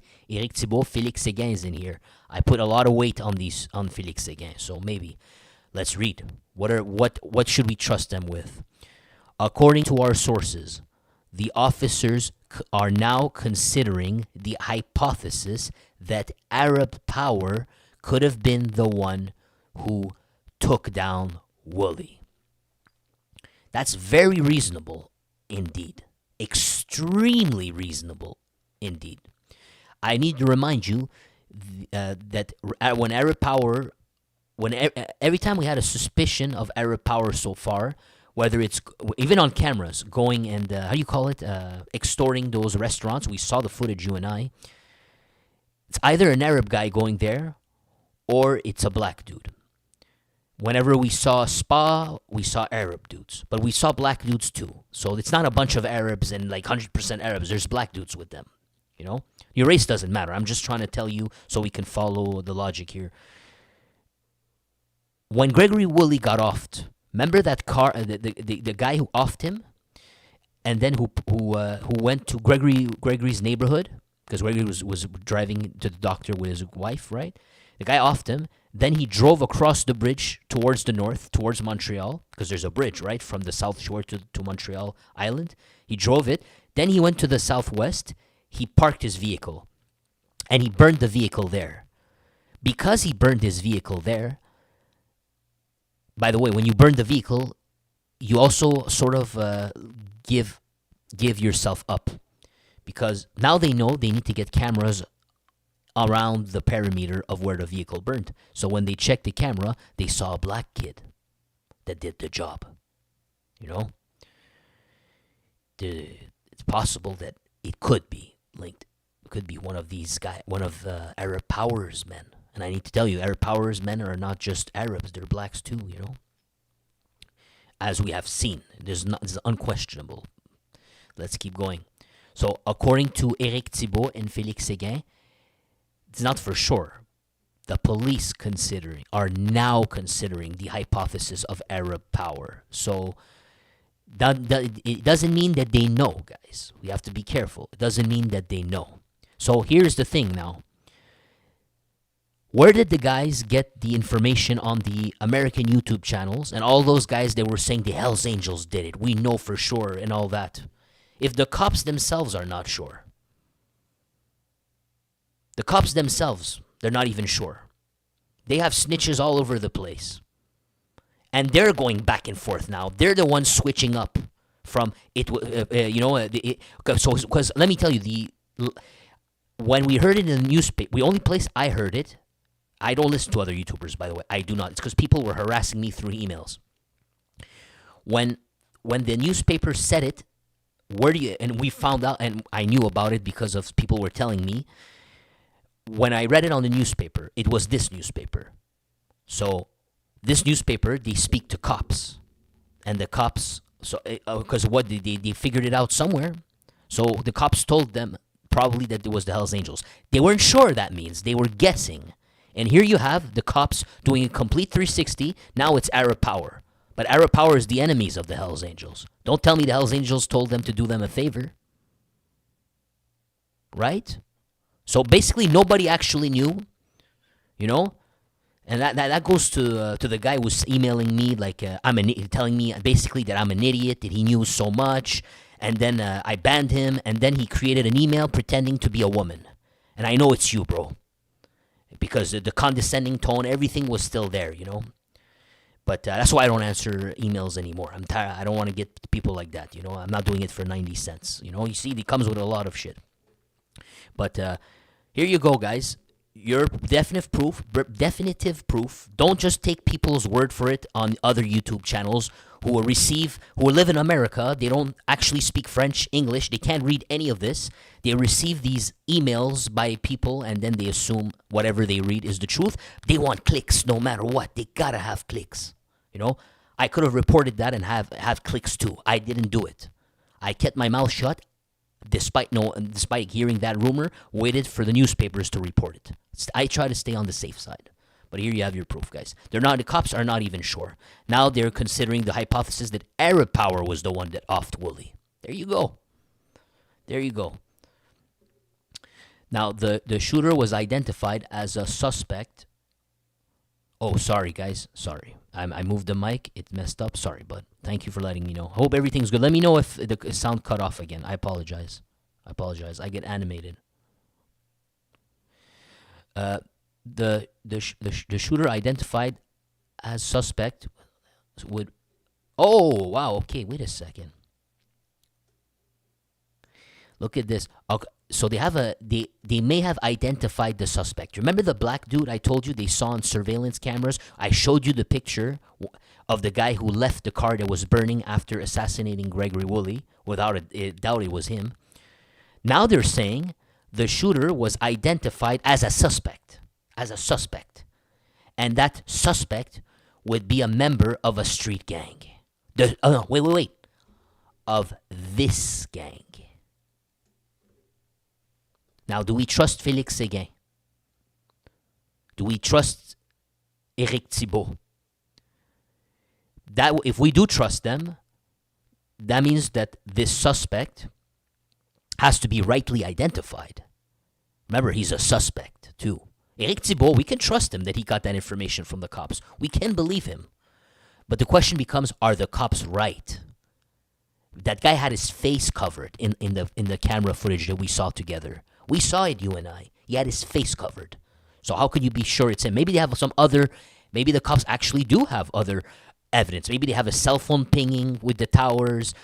Maybe they have maybe he skipped to work that day. They spoke to people who knew him, and that day he drove that vehicle. I don't know, something's leading them. I don't know how strongly, but something's leading them to believe that person, whoever he is a member of Arab Power. And that particular individual who offed Gregory Woolley. So what, the Hells Angels told Arab Power, who's burning their bunkers, fighting them, to go kill Gregory Woolley. That puts this one up in the air now, man. So basically none of us actually knew what was going on. Not even the guys who were speaking to the cops. Not even the cops, guys. But then you hear the other people going on YouTube channels saying, Marty did it! Marty did it! And he's calling him Marty too. You know the guy? I don't dare call someone with their sweetheart name. I call him Martin Robert, But none of you guys actually knew anything, We don't know. We don't know. That's why I'm saying don't talk like it's 100%.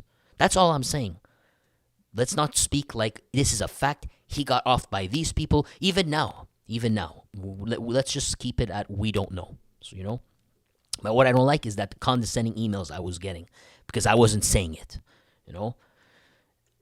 And another sign of his loyalty, and another sign that loyalty did not seem to have the same value in this workplace, this underworld, is that the suspected shooter, is equally suspected of having committed an attempted offing against one of the enemies of Woolley a couple of years ago. So, yeah, they used to be friends with Woolley. They were all under his umbrella. They were kids, Like I told you, that Eunice guy, he's not old. He's not 35, as if I remember, They were kids once in a while, They were looking up to these guys. Then they grew older. They realized they were fools to follow them. And they decided we're not going to bow down to any people. And, I'm telling you, the racism part is huge for these guys. It's huge. You can't expect them to follow your orders. And then you say, we're not racist, but our actions speak louder than that, We're just going to say we're not racist, but we are racist. They know you're racist. And what do you think that blew up in your face? You showed them they're beneath you. With your actions and deeds, you told them that they're scummed below your feet. Well, it came back to blow up in your face, didn't it?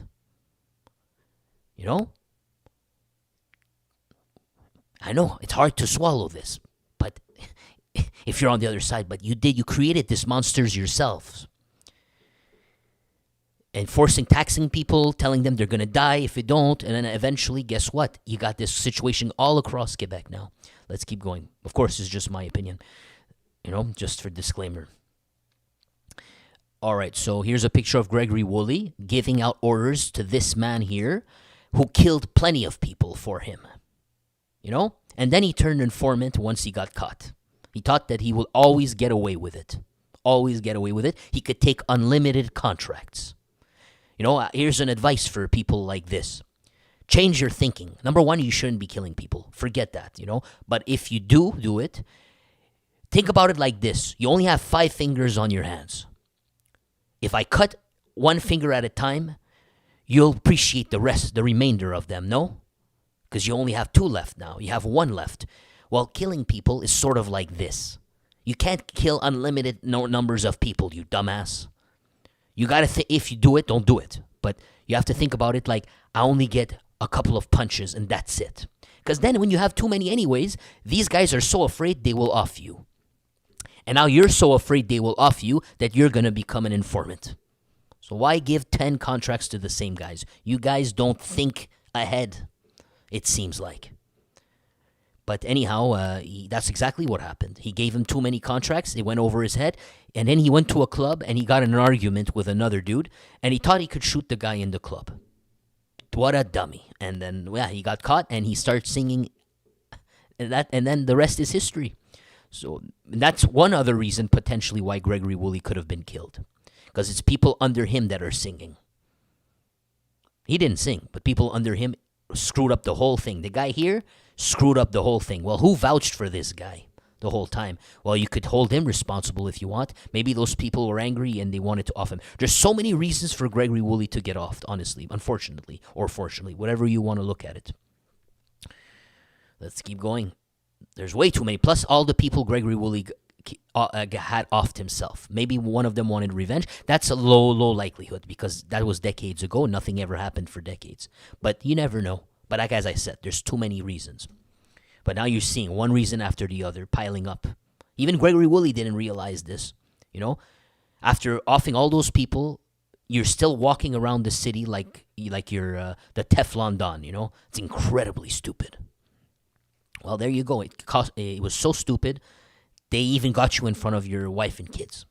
You thought you were invincible. You're gonna keep going like this, Man, me, if I were you, if I were people like this, I get away with one thing. I pray my lucky stars. I'm glad, and that's it.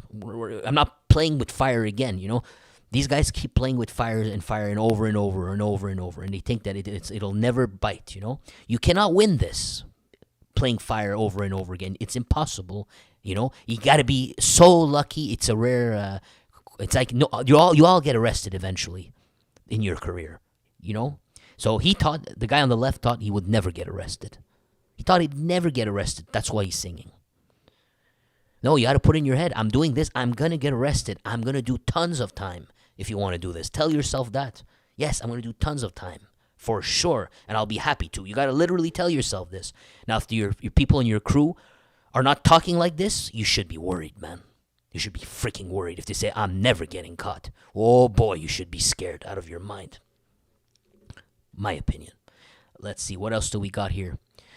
Additionally, authorities suspect Arab Power of being one of the gangs that would have put a price on the head of Jean-Philippe Célestin. There you go. Again, suspicions. The authorities suspect this too. They're lining things up for us. I won't jump on this, but it's a notable to consider this one. So this whole time when he was getting picked off, I'm a believer in this one. This one, it perfectly flows with everything we heard. This one is almost like a bullseye. This one, it could be Arab Power who did something right here. That's a high possibility. But I also, whoever offed Gregory, what I was saying, the only thing that's, it would make a lot more, this theory would make a lot more sense to me, guys. Honestly, that it's Arab Power versus these guys. Because how come Gregory Woolley gets offed and this guy becomes a marauder immediately, if the Hells Angels did it? Unless he betrayed Gregory Woolley. Now, if he did not betray Gregory Woolley, it still doesn't make sense that they off Gregory Woolley and he joins the Marauders after that. Unless he never betrayed Gregory Woolley at all. It had nothing to do with the Hells Angels, and it's Arab Power that took out Gregory Woolley. And then he joined the Marauders, so there was no consequences to that. It's all a lot of mixed up stuff, guys. But I don't want to hear anyone say for sure this happened or that happened. No one really knows except those people, of course. And I don't invite those people to come tell us. I really don't. For their own good. For their own good. We're just reading the newspaper and we're having fun. Because we will find out the truth. It will come out eventually. And then we'll look back and we're gonna laugh and appreciate it so much more. And when it all comes down together, as it has so many times. How many times have things come together, guys? Like all those fires in Montreal, all those extortions. We finally got our answer this month, right? Well, this is going to come too. But let's keep going. Last spring, our investigative bureau revealed that Célestin, 43 years old, was the object of a contract worth $50,000. So last spring, there was a bounty on Celestin for $50,000. There you go. So who do you think was going to pay that $50,000 bounty on his head? It was Arab Power. So who killed his brother in that scenario? It would be probably Arab Power, no? Let's keep going. Yeah, that's what we're talking about, his brother getting off there. Remember? My other thing was, if it was the Hells Angels. Here's the hypothesis before that we had, that if you believe it's the Hells Angels and it had nothing to do with Arab Power. Hells Angels kill Gregory Woolley. You would suspect that he joins the Marauders, Jean-Philippe Celestin. So maybe he got Gregory Woolley offed, and that's his recompense. Now he joins the Marauders. But Gregory Woolley getting offed pissed someone bad, and it was personal. Because that would mean if Jean-Philippe Celestin betrayed him, that would be personal as hell. So they off his brother. And who would take it personal? In my opinion, it would have been the Sicilians. Gregory Woolley was best friends with them, you know. And then they took out one of a really important friend that they had in the ally in the streets, and they saw him betray Gregory Woolley, and they said, "Oh yeah, oh that's a bad betrayal." You know, it was personal, and then they offed his brother, you know, which is really personal too. That was all a hypothesis, of course. I'm completely an hypothesis, but that's what I believed in personally. It's either that, but it cannot be this Arab Power thing and that at the same time. It's one or the other. You understand what I'm saying? I hope you've been following and you could follow the flow. Okay, so the investigators on the crimes against the Celestin brothers had not led to any arrests. Nevertheless, Sylvain Cabucci, considered as another leader of Arab Power, we talked about him, is waiting his process in court for the offing of Nichel Lapin. We talked about that. I'm sure his name rings a bell. Who was the right-hand man of Celestin. There you go. When he got offed in 2021. This is Sylvain Cabucci. Here you have him. There is an aura around Frérot. Frérot is the nickname of this man here. Right? I believe it's him. Eunice Attaki. I think it's him. I'm pretty certain it's him. It's either him or this guy, but I think it's the other one, the first on top. Let's see what they're saying. An aura around Frérot. Frérot means brother or bro. Okay? Broski. Let's say like that, you know? It's only where you only get these types of translations done this way, you know, from a real Quebecois, you know, who can do this type of translation for you. An aura around broski, basically. That would be the equivalent of broski when you guys say it in English. Absent from the radar of the cops 3 years ago, Arab Power now forms a gang in full expansion, of which the members have had their eyes on the stupefier market in Montreal and Laval. My apologies. Particular fact, one of its principal leaders is directing an operations of the gang behind bars from his cell where he's purging his sentence since winter of 2020 for an offing committed in Montreal. It's probably Broski, Eunice, right? Eunice Attaki is currently locked up in Donnacona, maximum security prison, which is 50 minutes from Quebec, I guess Quebec City. Yeah, I even drove past by there. How come I can't remember? There's a town called Donnacona. That's where I drive by, not the prison. I have nothing to look at there, you know. But where the prison is in Donnacona. And it says, where the Hells Angels on maille à partir depuis 1 an et demi or they have beef for the past 1 year and a half with another band of traffickers, the BFM, in Quebec City.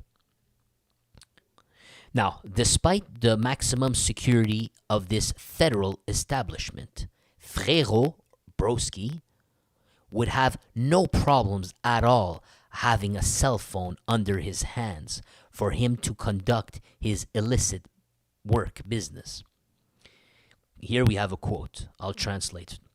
He's the type of guy who arrives, who shows up, and the other people move aside to make room for him.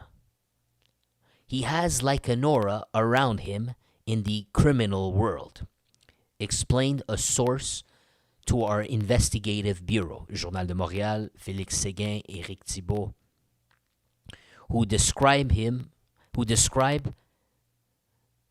influence that Broski exerts on the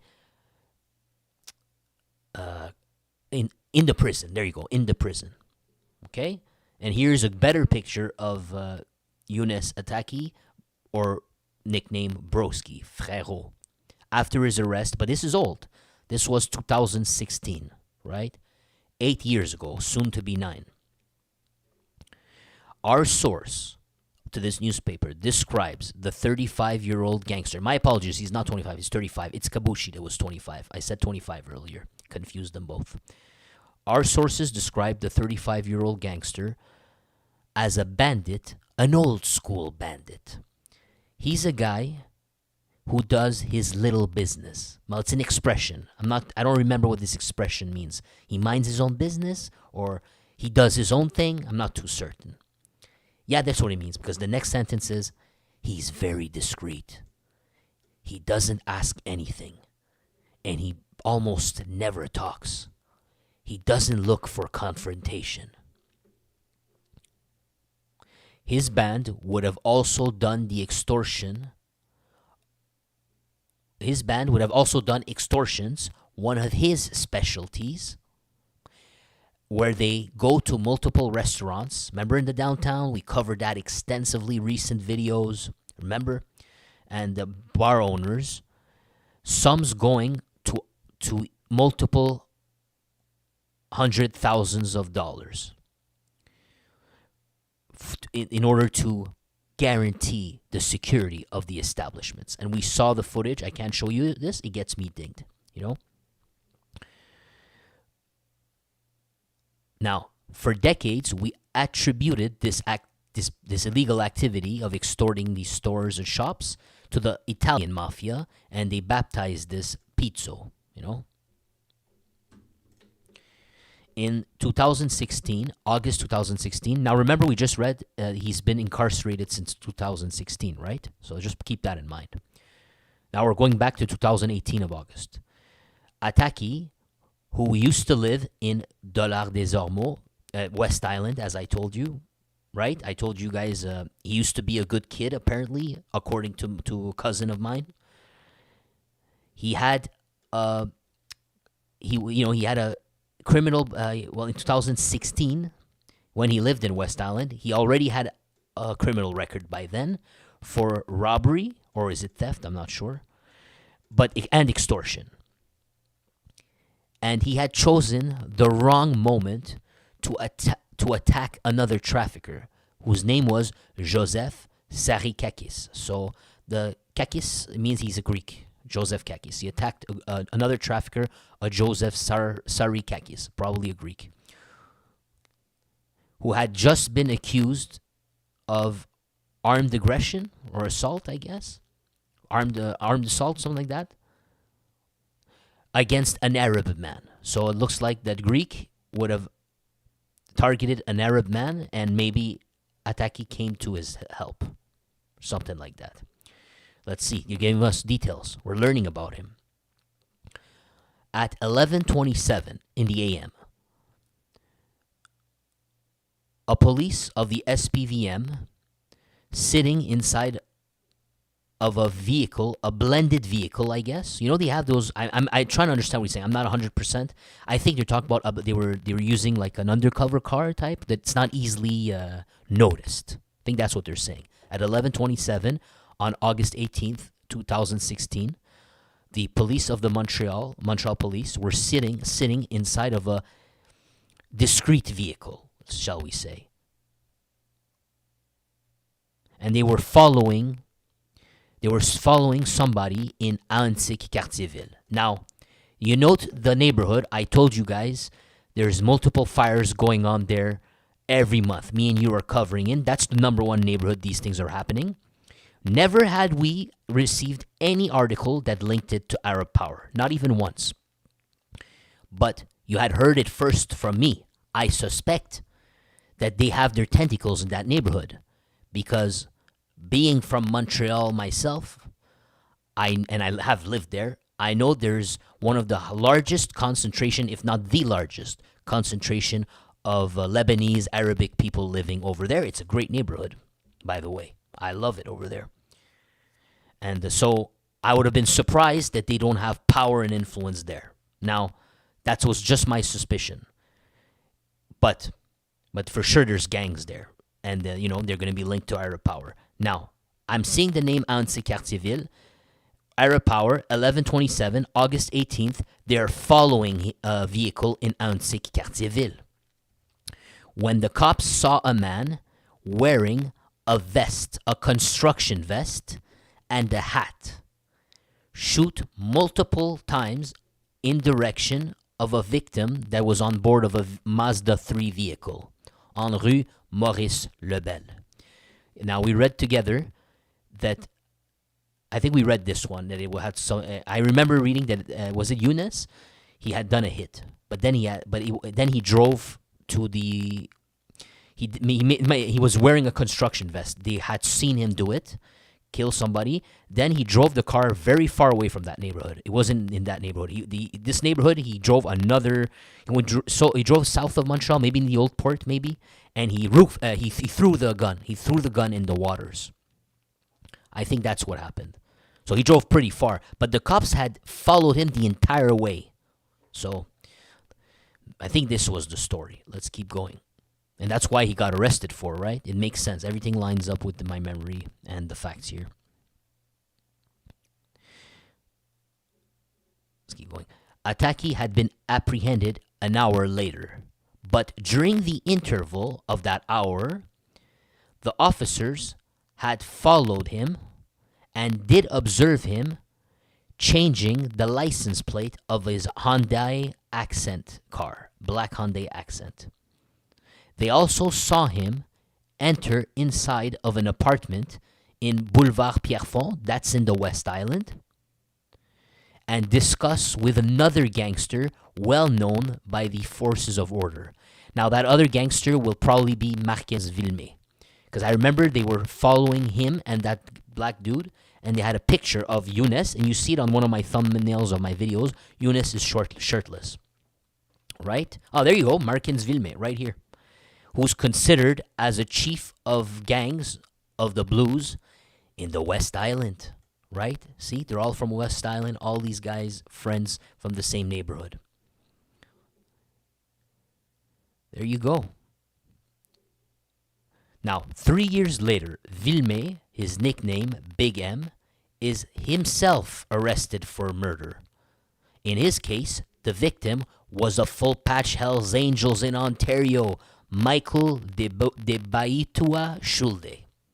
There you go. That's the man right here. Remember that story? In autumn of 2020, Villemé escaped an attempted offing in the pen in Ontario. In a pen, so he was in prison, right? He got arrested for the Schulde one. He was in prison in Ontario, right? Because they're going to charge him there. That's where he killed this guy. And while he was in the Ontario pen, they tried to kill him. There you go. Yeah. So who knows about that? That could be for any reason, right? It could, maybe they found someone, or no, just that he's in Ontario and he got into a scuffle with someone. That's just not enough for us to say it's related. Now, oh wait, we're getting details actually. Look at this. Damn, this plot thickens so much. His co-detainees in Ontario prison, this Rolling 90s Crip, right? I think it was, or was it Rough Riders? One or the other. I think it was Rolling 90s. While this Rolling 90s gangster was in the Ontario prison, one of his co-detainees tried to poison him with cyanide, according to our information. The same fate of Ponytail DeVito, who had helped fight the rebellion against the Rizuro clan, and they poisoned him in his cell in Donnacona in 2013.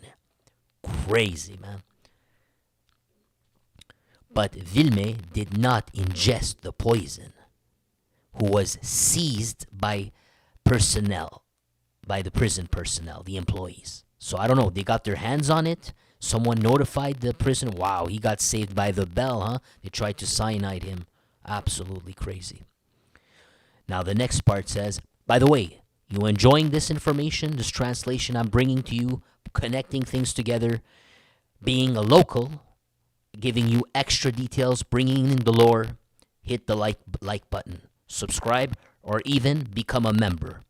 A member is a donation, basically, to the channel. Because I'm telling you, this channel will probably not go on forever in the state that it is. Just being honest with you. I'm not saying this because the article's good right now, although I am.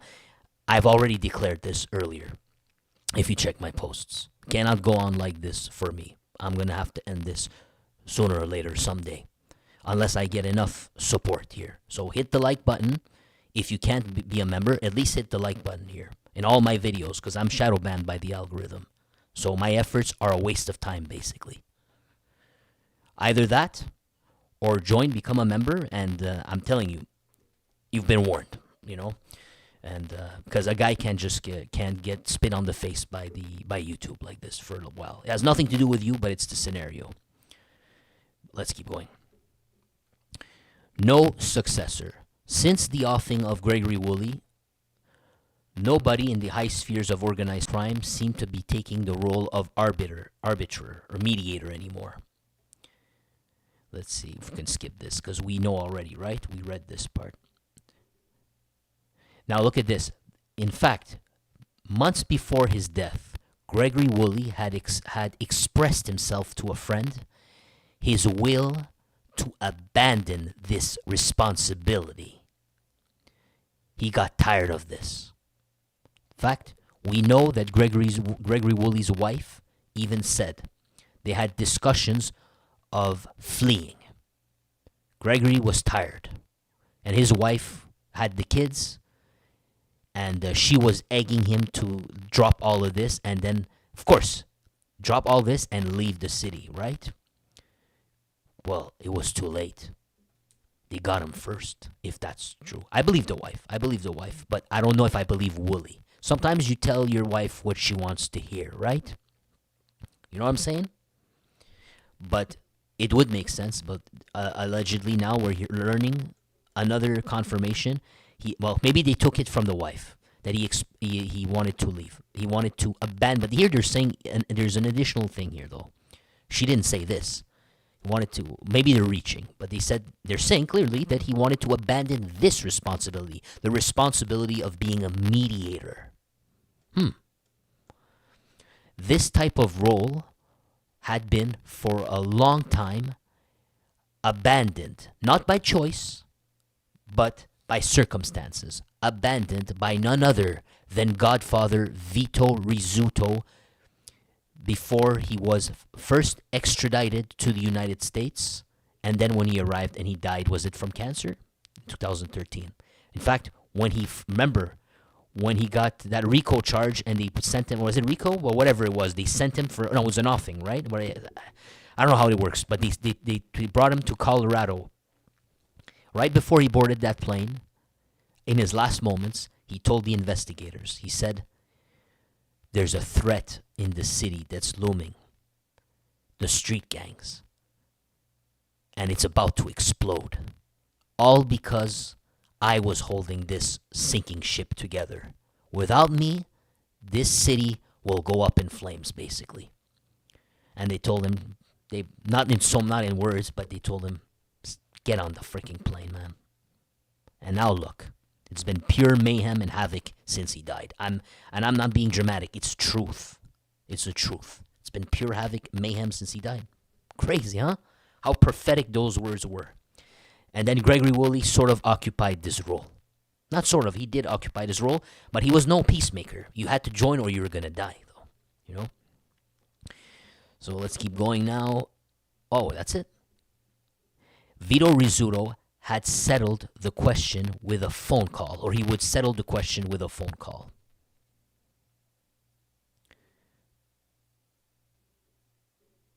Okay, so he's saying these Molotov fires that are happening, these waves of fires happening, all these police investigations happening over all these street gang stuff. You're saying that Vito Rizzuto would have solved this with one single phone call. He would have solved all this, is what they're saying. I don't know about that, honestly. Thing is, where there's a will, that's all that it requires, You can't stop the lunatics if they want to act like lunatics, Well, maybe he could have solved it with a phone call by giving them what they wanted, negotiated something, But think about this: if the big bad Hell's Angels are not doing anything about it, and they're reputed to be the most violent bunch, they're not doing anything about it because the cops are watching them and their hands, you know what I mean? Their hands are attached. What makes you think your hands won't be attached? I'm saying as if Vito Rizzuto was here, with all the cops watching. Because your only option would be A, give them what they want, or B, kill them. Is it really good time to kill people? I think they're too smart for that. So, anyways, that was a lot of freaking time, man. Whew, yeah, I'm dead, guys, Sorry, guys, man. I couldn't read all your comments. You have to understand, man. Reading all this, translating all this, thinking about what to tell you, putting it together. I cannot read every single comment. And then if someone says, hey, man, go back here, read my comment here and reply to this exact thing. But what about that? And now I want you to explain yourself. Like, I can't do it, guys. I really cannot do this. Or then someone right now jumps in the chat, says, here, guy, here, buddy. I have 5 more links for you. I want you to analyze and dissect this after I did 2 hours, Guys, gotta have mercy on me, I'm just saying, I can't read all your comments one by one and then honor every single person has to say, and then I can't do it, bro. I can't do it. And plus, even if I click your links, I might get my channel dinged, I can't do that either. I'll get my channel dinged. And believe me, I made 90 cents out of 140 videos combined the other day. If I'm lucky and a good day, I made $2-3. On a very good day, they don't happen. It's mainly all my 140 collection of videos, all those 2 years worth of videos, made 90 cents. Do you think a guy like me is going to spend 2 hours like this? Everyone who emails me, answer every single one, making them feel good, because that's the kind of person that I am, And then every comment, I read everyone. You see other channels, they don't even mention your name unless you give them a super chat. They don't read your comments, they don't answer your questions. I've called you out, each one by name. They ask you money to call your name. I've been calling your names, every single one, every single time, read all of your comments, but you guys cannot come. I'm not saying you're doing this right now, forget, I'm not saying you're doing it right now, but I cannot go and then say, here, every single person says, hey, last video, you didn't answer this question, buddy. You make me feel like I have so much on my plate, man, And then I get 90 cents out of it. And then you guys want me to keep continuing over and over, and I get slapped by the face by Google, or by YouTube, That's the problem, It's YouTube. It's not you guys, but it's with YouTube and all that stuff going on. I get my videos demonetized all the time. After 2-3 years of basically getting slapped on the face and spit on, and then serving everybody, what I got from YouTube was nothing, Just a few friends, and I appreciate that a lot. Don't get me wrong, But I'm staying till midnight doing 2-3 hours. After a while, you realize, what am I doing, man? Might have to stop this, Might have to stop this. And you've been warned, in a friendly way, as best as I can. But tonight's stream is in honor of all the nice people here, like Mr. Green Thumb, DC, Robin Taylor 55. Where are we here? I'm trying to not miss anyone. Sheriff of YouTube, Donner, Mountain Woman for sure. Where else? Man in the middle, man in the middle as well. Give me a sec, man. I just want to double check something. And where are you guys? Sorry for a moment here, because I'm bad with memory, with names. And special thank you to the guys who were trying to encourage me. Jeremy Gilbert, thank you so much. Swan Man also, appreciate it a lot, buddy. Man in the Middle, appreciate you a lot too, friend. Thank you so much, man. You guys make all the difference. Daniel Gould, thank you so much. This video tonight, has only been made because of these people. Okay?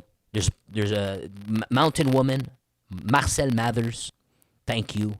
Adam Rogers, for sure. Maxime the Youth, Doozy Bird, Serrano Anthony, mi hermano, Andrew from T-Dot, of course, and a long-time friend, John Basdard, as well, you know. So if the channel will keep going for the foreseeable future, you should be thanking these people. Because I have a hard time turning my back. Be honest with you. I have a hard time like not honoring these people. As few as there are of them, you know, but it will not be enough for me for indefinitely forever, guys. I'll be honest. So if the YouTube shadow bans me, I need members, you know. But if YouTube doesn't shadow ban me, and then I don't need money, you know. The channel grows, I'm good. At least I'm getting something out of it, you know. Or else I feel like I'm wasting my time, you know. Getting 90 cents and the channel's gonna stay stuck banned by YouTube, you know. And eventually I say, you know what? You get frustrated because you have to understand, the video I uploaded today with you, I'm gonna leave it on, but it will get demonetized for whatever reason. There's always a reason. And then if not today, next month it will be. Then in 2 months it will be. It constantly happens. Constantly getting. You didn't notice videos getting deleted often, disappearing. That's the reason, friend. Anyways, man, I appreciate you guys. Thank you so much, and all the other ones too. You know, not because you can't join membership, you don't have money that you're wrong, bro. Not at all. It's not your fault. It's not your fault. I don't blame you for anything. It's all YouTube. It's a YouTube thing, you know. But at least like the videos, you know. So maybe we can make a difference with the algorithm. That's what I'm trying to tell you here. But a lot of you have been watching, you haven't liked anything, and my channel's been buried in the dirt, in the mud, you know? And I don't blame you. It's a situation, you understand? But I needed your help. Eventually, I'm going to stop asking for help. I'm going to just say, all right, man. A guy got to cut his loss after a while. You know, if it's nothing's gonna come out of it. You understand? But you get insulted by getting your videos demonetized and all that shit constantly. So yeah. Anyways, thank you so much, guys. I appreciate you, and I apologize for the long message, long video, but I'm sure it was worth it. There's so much to unpack in this one, man. Damn, that was crazy. And yeah, thanks a lot, guys. Have a great night. Thank you, Donor. I just saw it. Thank you so much, Mr. Donor. I appreciate it. Thanks to everyone else. Have a good night, friends. Thanks a lot, buddy. I thank you, Mr. Green. I appreciate all the recommendations. Guys, there's nothing I can do with the algorithm. Like, I see what you guys are saying. Says, hey, man, read what this guy tells you to avoid the demonetization. But I understand, buddy, trust me. I've done everything you can possibly do. I've got words here that are blocked. I see pictures. I'm blocking the pictures. I'm not using this word. I'm not using that word. I'm getting people insulting me for doing this kind of stuff. But I've done so much. But then I cannot prevent someone from coming on the chat saying, "Hey, Forger, I want you to read this one right now," you know? And if you don't do it, then maybe on the next video, I'm going to tell you, hey, you didn't do it. I'm telling you, I'm getting held to a high standard here, and I don't like to ignore people, you know? So when they do that, I feel obliged, and I'll open the email. You know, I had to tell people to not do that because it gets my video dinged. There's so many reasons I can get dinged. Just to be nice to someone, I can get my channel dinged, friend. You know? And I do get it. But there's always a reason. There's always a reason. I explain to you like this. If you say the word F one time, you'll get away with it. Now, if I say F 2, 3, 4 times, the video gets dinged. If I talk about the tool, and I only say the real word once, you know, the tool, if I say that word once, the tool, it'll slide underneath. Now, if I make a whole episode where I talk about, oh, this guy got busted with this tool, that guy got busted with that tool, the other guy got busted because he let off a tool, guess what happens? You know? There's nothing I can really do. All the other guys, when they give tips, it's useless. It's not gonna change anything. I'm doing everything possible right now, you know, Believe me, I'm doing the best I can. There's some things that you guys don't know. Let me explain to you one thing that you have no idea. Because both of your recommendations, you sent me this, I think, and you're a good guy, you know, don't get me twisted. I'm not criticizing you. It's because you guys don't know stuff. Big 50 also sent me a link, you know. Let me explain something that you both don't know, how it works. They ask you, when you upload a video, to say, I declare and I admit that this video has or does not have the tool. If you say it has the tool, then they immediately demonetize your video, and then you have to ask them permission. Can you give me permission for this video? Because I declare that there's a tool inside of it. What happens if I do that? The video makes nothing. You guys watch all the video within 24 hours, right?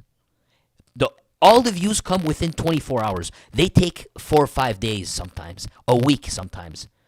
By the time they greenlight it, it's over. Now I can make it. Now I can finally monetize it. Well, guess what? I'll make zero. The ship has sailed. That's what happens when you declare. I declare honestly and faithfully that this video has rounds in it. Now here's option B. You say this video does not have tools in it. Listen carefully, guys. You tell them, I declare this video does not have the tool in it. They say, okay, your video is, it's all good right now. What happens is, within the first 24 hours, the AI scans your video and it actually checks if you lied. Now, if it sees a picture of the tool, if he sees you mention the tool, if he sees you're talking about offing people, then it flags it. It says, whoop, this content it seems to have some sort of violence in there. Then it really checks your video like in detail if there's a tool. They have another algorithm to really make sure if this is a tool or not. Then you know what happens when it says, yes, he did talk about a tool or he did show a tool. You know what happens? Listen carefully. It says, you lied to us. Or you're not smart enough to, you couldn't accurately tell us that there was a tool. Maybe you're innocent, maybe you're not. However, here's what's going to happen. This has happened in the last 3-4 months a couple of times. And that's enough for us. From now on, every time you upload a video, it needs to be approved. If you swore, if you faintly said anything risky, anything that's a little bit risky, it doesn't even have to have anything to do with the tool. You understand what I'm trying to tell you? It could just be you say something like that guy is, I don't know, that guy is he's a R. You know what I'm saying? He's the R. I'm swearing. It's not nothing to do with the tool. But I say that guy's an R. They detect the word R in your video. They say, whoop, risky content. This guy can't be trusted. All right.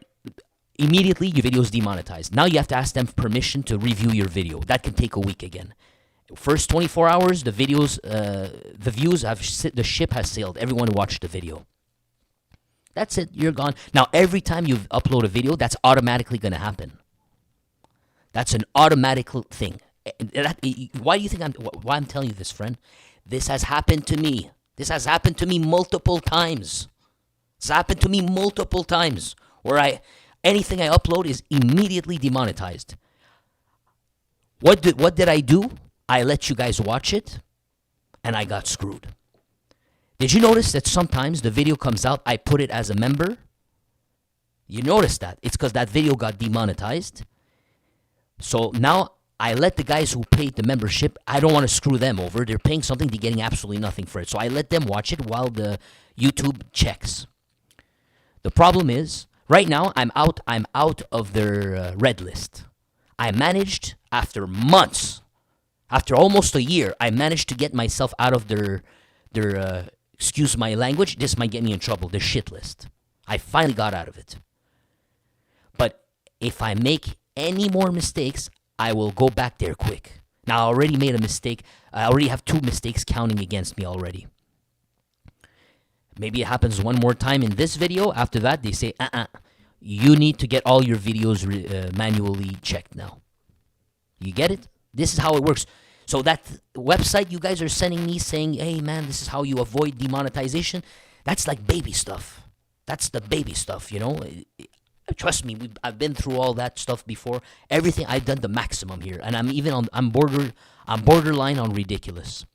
I'm borderline on ridiculous. You've noticed? I don't use the actual words. I block pictures. It's a crime channel, for God's sake. And I'm dancing around the subject. I do everything possible, you know. But yeah, that's it. Sorry for the long explanations for those who wanted to hear it. Problem is, that's what I hate about this is I'm going to get, you're innocent, you guys are innocent, but I'm going to get the other people to come in and then tell me, you need to do this, you need to do that. They have absolutely no clue, you know, and they're going to expect me to answer them, or else they're going to think I'm frauding them, you know, that I'm lying. But I've explained this once here for you guys, you know, I don't want to do this again. Problem is, don't be surprised someone says, forger must be lying, you know. I read on the internet there are strategies to avoid it. Man, and I explained this today. You can use any strategy you want, but if you're on their shit list, every single one of your video will get demonetized. It has any form of risk in it. Once you get on that green list, on that red list, you can't dodge it. You're done. I've had it on my channel for almost a year, man. I got out of it once, and then I got right back into it. Then I got out of it again, barely. I'm out of it, and then now I'm almost back in, though. I'm almost back in because of the other day. But I can't help it, dude. I do my best to dodge it all, and then when they tell me, are you declaring that there is no tools in it? I say no, there isn't. Because if I say yes, they're gonna scan my video, they're gonna find it, and then they're gonna tell me, yeah, you did talk about tools, man. So yeah, this video needs to get checked. But why should it get checked? Why should it get checked? What did I do wrong? Why should I wait a week? I wait a week, and you guys all watched the video. I wasted my time too at the same time, you know? You get it? You see how it works? This is how it works, guys. Sorry, for those who weren't interested, I'm sure you're already gone, you know? This is for the people who were interested, who want to know how it works. How it actually works. What goes into your mind when you deal with all this stuff. But yeah, it's like this. You don't want to declare it, because if you do declare it, you're gonna get punished somehow. You're still gonna get punished. If you don't declare it and you try to dodge it all, while you do actually talk about it, but you're dodging it all, once in a while, something will slip. Or you mention the word tool, the real word. If I mention it once, I might get away with it. If I mention it 2, 3, 4, 5 times, the algorithm says, yo, he talked about it 4 or 5 times, man. We need to check. Then it knows you did talk about it, but you didn't declare it. Now you're going to get punished. It goes against you. Eventually, every video you upload, it has to be every single one. I'm telling you. If you even swear in that video, even if it's just once, they don't care. They're going to put the yellow sign on it. But I had to deal with that for a long time. Who wants to stay on a platform like this, guys? You get it now? Do you get it? Like that's I'm explaining it to you so you can understand why I'm telling you I'm not going to continue forever. If I can get some likes, some push on the video from them, or at least get enough members to make this worthwhile to go through all this BS, all of this BS. Anyways, man, it's full time work. It's full time work. You see, I'm here 2-3 hours doing this. I just wanted to do. By the way, I wanted to do this stream for like 40 minutes max. You know. But here I am continuing again. But it's all good. It's all good. I have no idea, Adam Rogers. Because I don't want to give a number here. I don't want to make a number out of my head. And you know, sometimes you don't even know. You're not sure. But then it takes time to make an educated. I say it takes time to find the truth, to find the answer. You know. I don't want to give you the number, and then in 2 weeks, my mind says, no, that was wrong. I spoke too quick. You know what I'm saying? That's what I mean. I don't want to do it like that. But I know through me, I usually, when I have something like this, I take many weeks to have the wise answer. It gives me the wise answer where I'm not making, you know, it's really well thought out through time, and I won't regret my answer type of thing, you know? God bless you, bro. I appreciate you so much, man. Thank you so much, Adam Rogers. Thank you. Adam sent me the links, eh? He sent me the links to these last 2 articles for us to read, you know? And another dude told me to read this last week. I thought it was an old article, but it was actually this. So he helped us out a lot. Thank you, Adam. And everybody else, thank you so much, man. And but no, Adam, not anytime soon. Not anytime soon. Like I told you guys, you 10 people or so who joined. I'm not gonna disappoint you next month, for example. I won't be able to sleep at night. I need to honor these guys, these people. So no worries. Don't worry about that. There'll be plenty of time. Just because of you 10, there's gonna be plenty of time. I can't turn my back, even if it's 10 people. Sort of like the Bible when God was, if you believe the Bible, He was gonna wipe out. I don't remember which town it was. And then Abraham begged him. He said, what if there's 10 people? God said, well, okay, if there's 10 people, I won't wipe out the town. They said, Abraham was a crafty fellow. He told them, wait, what if there's 9? Come on, it's just less than 1. It's not 10, it's 9. You said yes to 10. What about 9? God said, fine, I won't wipe it out for 9. Then Abraham said 8, 7. He played this game over and over until he reached 1. And he told God, so God, what if there's even 1? And I think that was the story. And God said, fine, I won't wipe it out, type of thing. Thanks a lot, man. No, Adam, Adam, you did enough. Don't worry about it, dude. It's not like that, dude. It's not just, I don't want to, you did a lot. What you did, you just joined the membership. That's enough. Don't donate anymore, pal, or don't donate anymore. I tell that to, sometimes guys want to donate 2-3 times, and I tell them, no. Once is good enough. I'm good. I appreciate you. I'm not here to exploit anybody. I'm not here to take something. No, you're good. I'm not a greedy fellow. I'm not trying to, and I don't feel right hurting people. Some guys tell me you should create your own. We say sell your own T-shirts. I could never sell something to my friends. I make a T-shirt, sell it to you to make profit. I could never do that. What I'm asking you now is it's not a business thing for me. Like, I want to make profits. It's not like that. I don't want to feel like I'm wasting my time here because my channel is shadow banned. I'm putting it in and I'm getting effed in the ass. It's going nowhere. I've been it for 3 years. I got my fill. I got my fill of disrespect. I got enough of it. I've seen other channels just vlogging, walking on the street and talking about random shit. And I've seen them go from 500 to 10,000 within a span of a week, making nothing special, nothing new, nothing different, because the algorithm pushes them. I'm not stupid. I've seen that over and over and over happen again. Meanwhile, I'm getting in the butt like this. At the end, it's not about the money. If it was that, I'll be super happy. But there's a point where you got to be reasonable with your effort, and you got to say, okay, man. Me, in my life, I've never quit quickly. That was one of my flaws in life. Is I kept trying over and over and over the same thing until it works. You have to understand, my life has been like that, where I tried the same thing over and over because I was told that was the right way, and I tried it over and over and over again. I never quit, so you don't give up. I'm that guy. I've done it.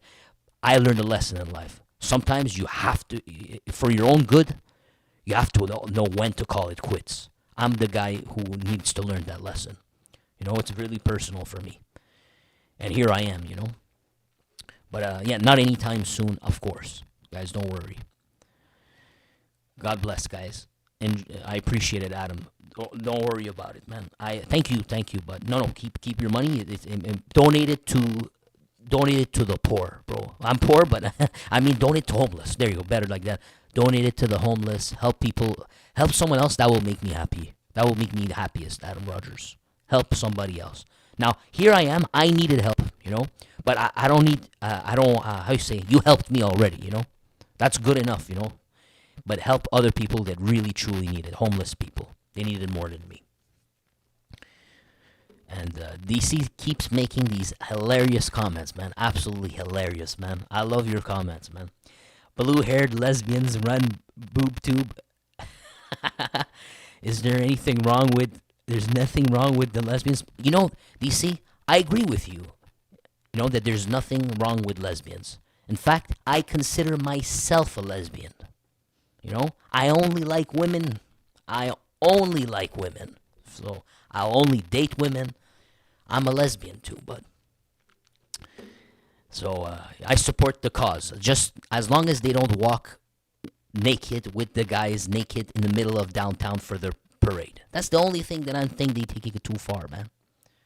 You know, the kids and I don't need to watch them hairy legs in downtown, naked, dressed like strippers. Just don't need that part. Anyways, man, God bless, guys. Have a great night, and have a great night, guys. Thank you for joining in. Thank you.